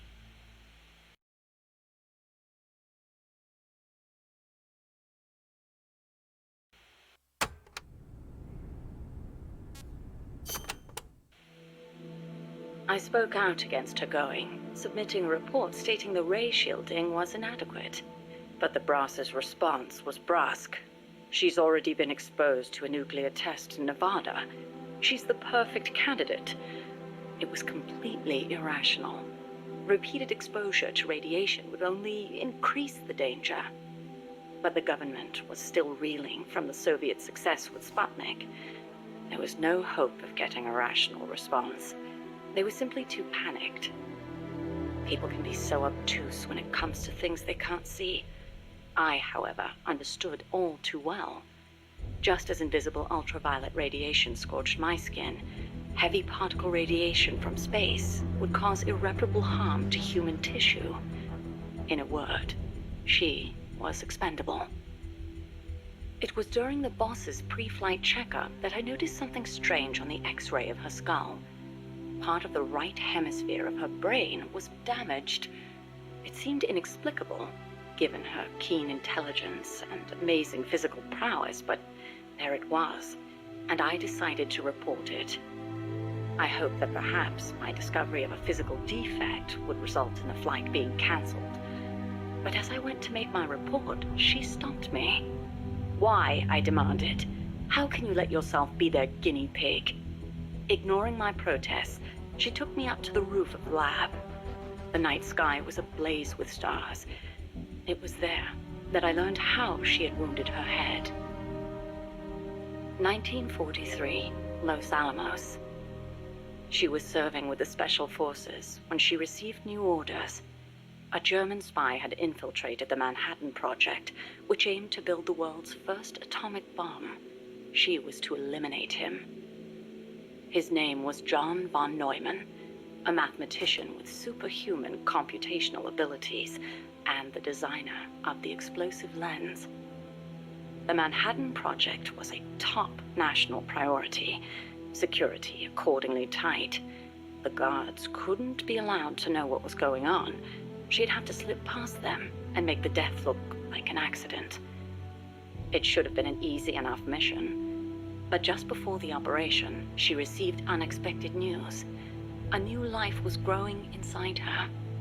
She was overcome with joy, and for one brief moment, it clouded her judgment.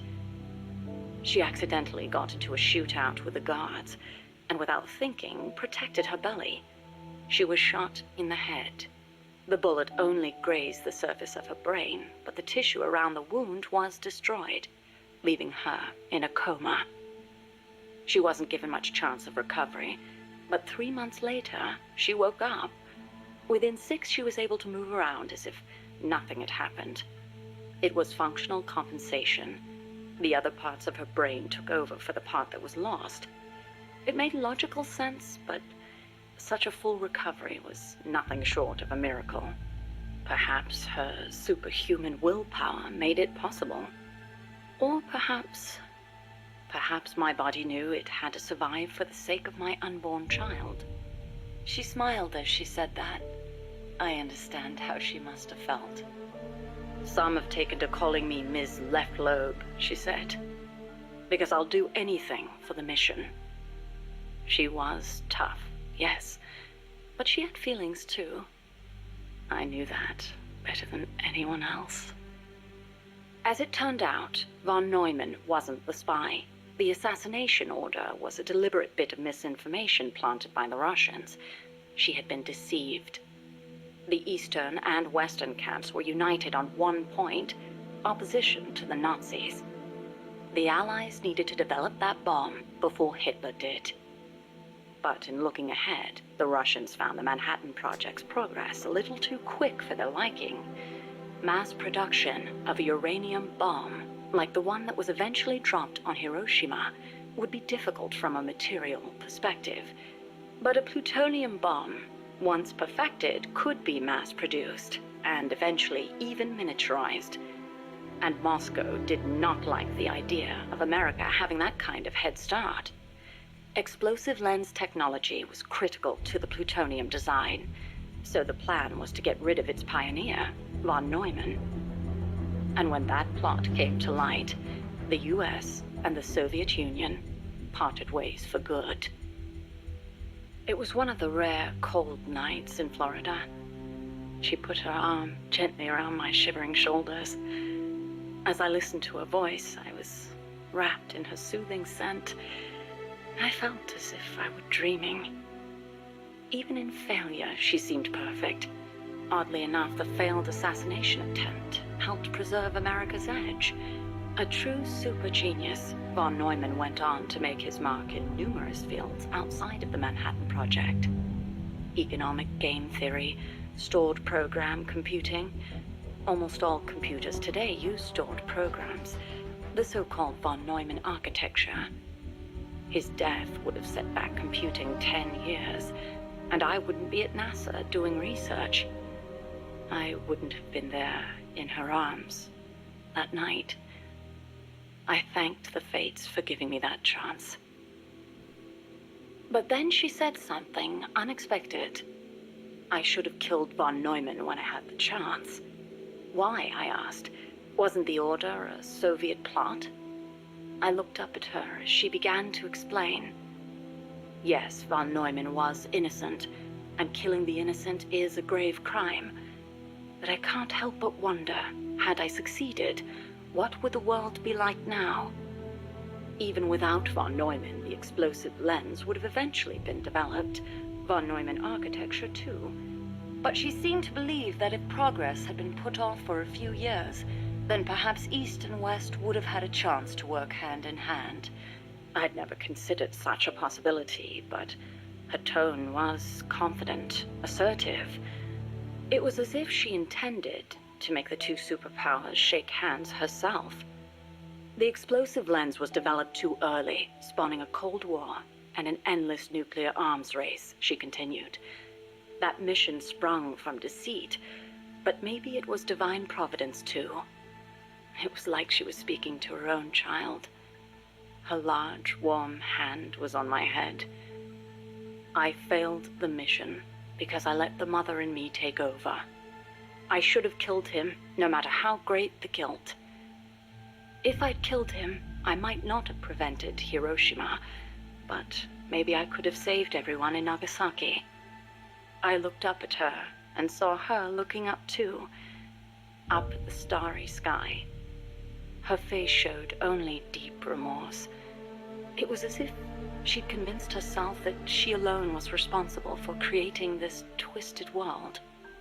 But that's no reason for you to sacrifice yourself for this. I knew I'd never dissuade her, and yet I still clung to hope. I know you're concerned, and I thank you, but I have to be loyal to the end. And then she smiled at me. Loyal to the end. Loyal to what? I asked. But she didn't answer. I think the third one is the one we already listened to, but so I guess listen to the third one first on accident without knowing there were two ones that were supposedly played before, but here we go. The days that followed were spent training tirelessly for our first space flight. The boss endured conditioning that tested the limits of human capability, and I supported her. Those were happy days. On April 12th, the spacecraft carrying the boss left the Earth's atmosphere. Although it was only 20 minutes of ballistic flight, it was nothing short of miraculous, considering how little time we'd had.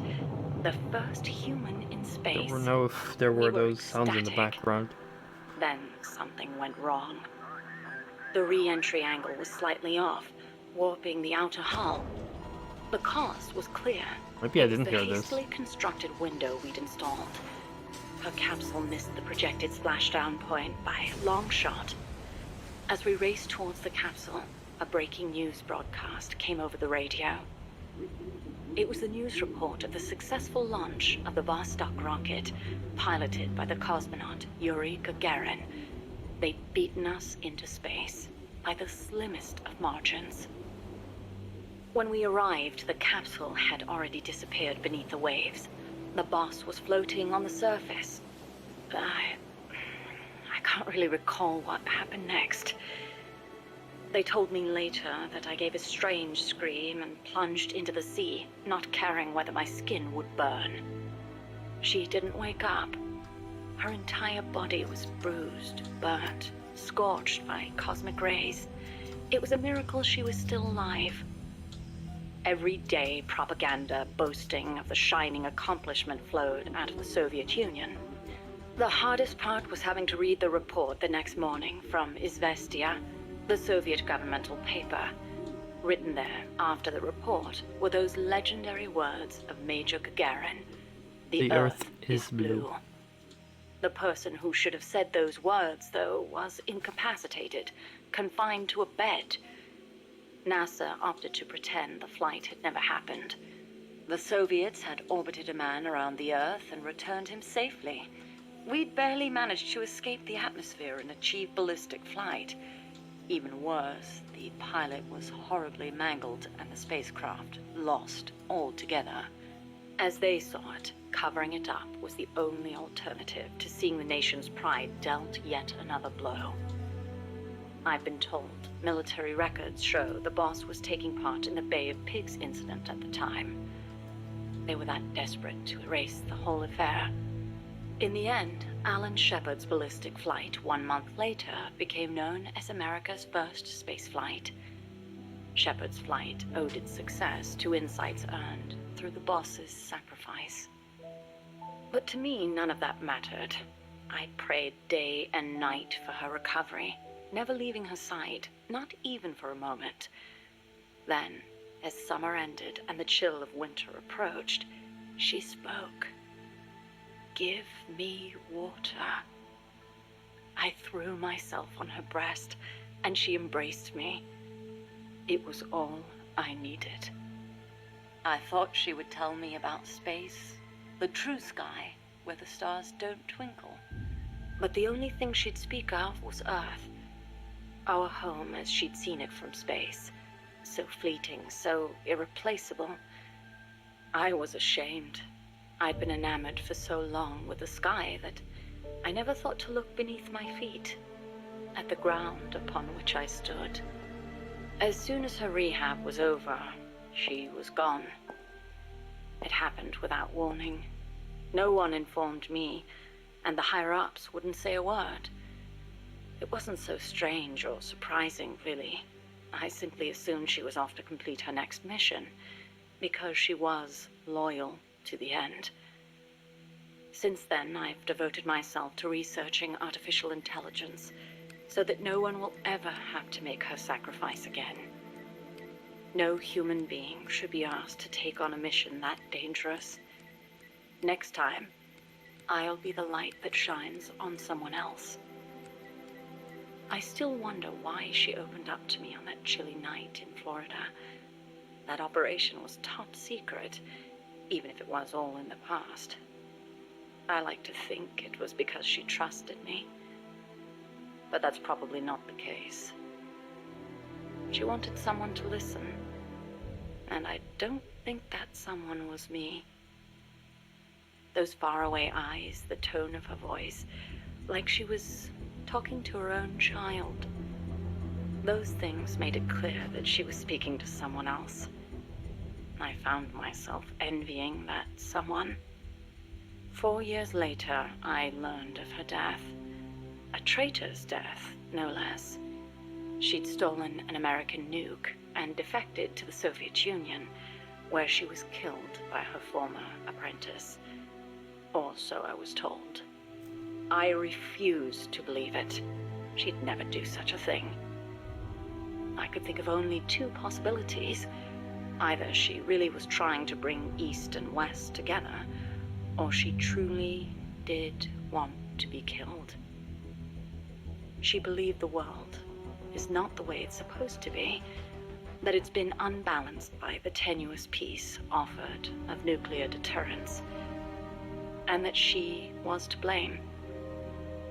Perhaps her death was an act of atonement. She was loyal to the end, to our world.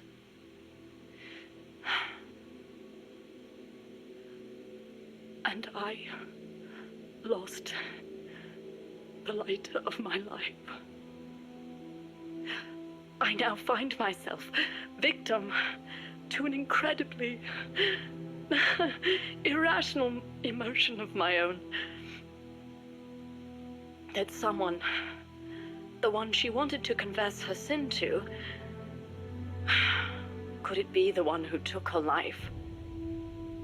The very thought drives me utterly mad with jealousy. One day, I will discover the truth. Huh.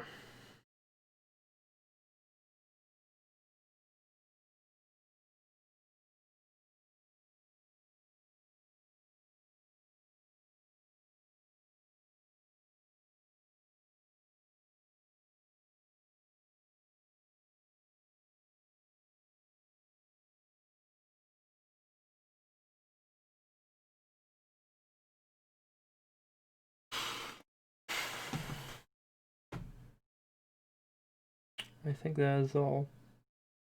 I thought I listened to this one already on stream, but that's it. The cost Separation. Was that the one I listened to? I thought I did.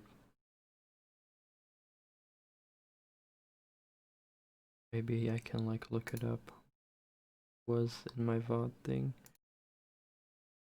Chance meeting. No, it's too far.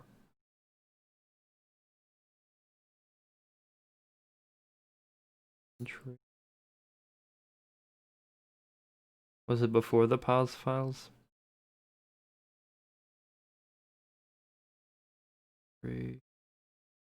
Entry. Yeah, it was before that.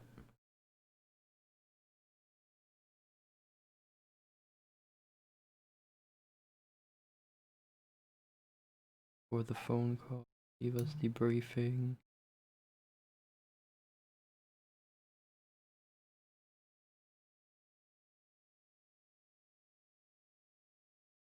Operations leaders.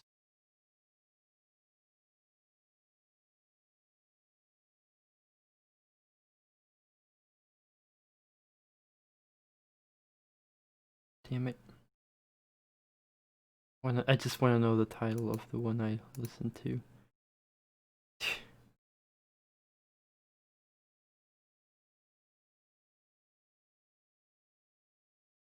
God, fuck.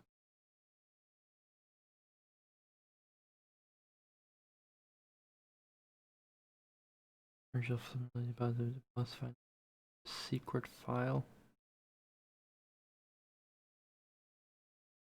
Wait, what?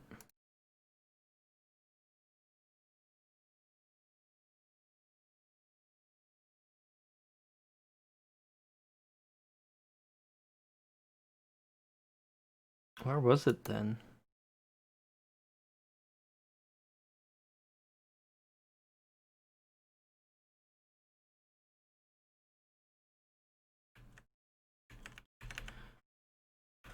Can't find it.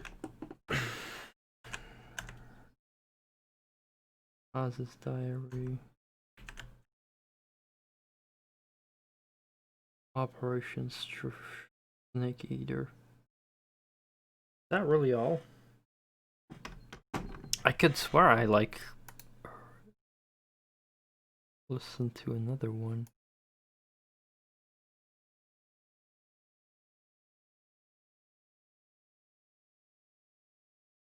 Let me just check the wiki. Peace Walker. Briefing files.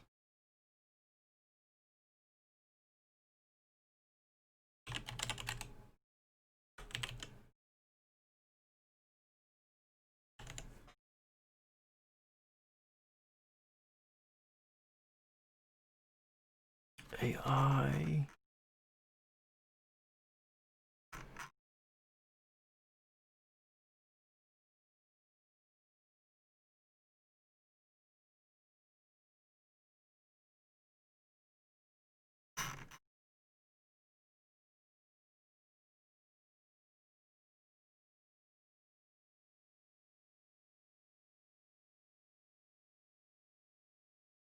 Expert systems, yeah, I've had that.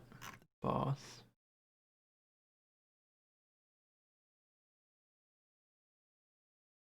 Boss's White Horse. People who will gear seek. Data file. Tape. Chance meeting. Joy. Separation. Yeah. And then the simulation. And then Paz's diary. Oh. Message from Eve. Alright, well that's all then. Oh, I could have sworn that I heard like an extra tape from Strangelove and the secret files, but okay, maybe I do have it. I should like guess reopen the game to find out myself. But other than that, I guess probably tomorrow we'll start Ground Zeroes finally. I don't think there's any reason to do anything in Peace Walker. You're welcome, Light. I've played so much video game tonight. Yeah, tomorrow gameplay, I guess. I think it's most likely Ground Zeroes. Yeah, that'll be the most likely thing. So yeah, thank you everyone for being here tonight. And yeah, that was that Metal Lore Solid thing. I'll see you guys tomorrow. I hope with Ground Zeroes. I think that's what I want to do. So yeah. Ground Zeroes hype, yay. And with that said, I wish everyone a good night. And I will hopefully see you all tomorrow. Take care and have a good one, guys. Peace. Or pause. Or cause. Or Zadornov, however you want to say it.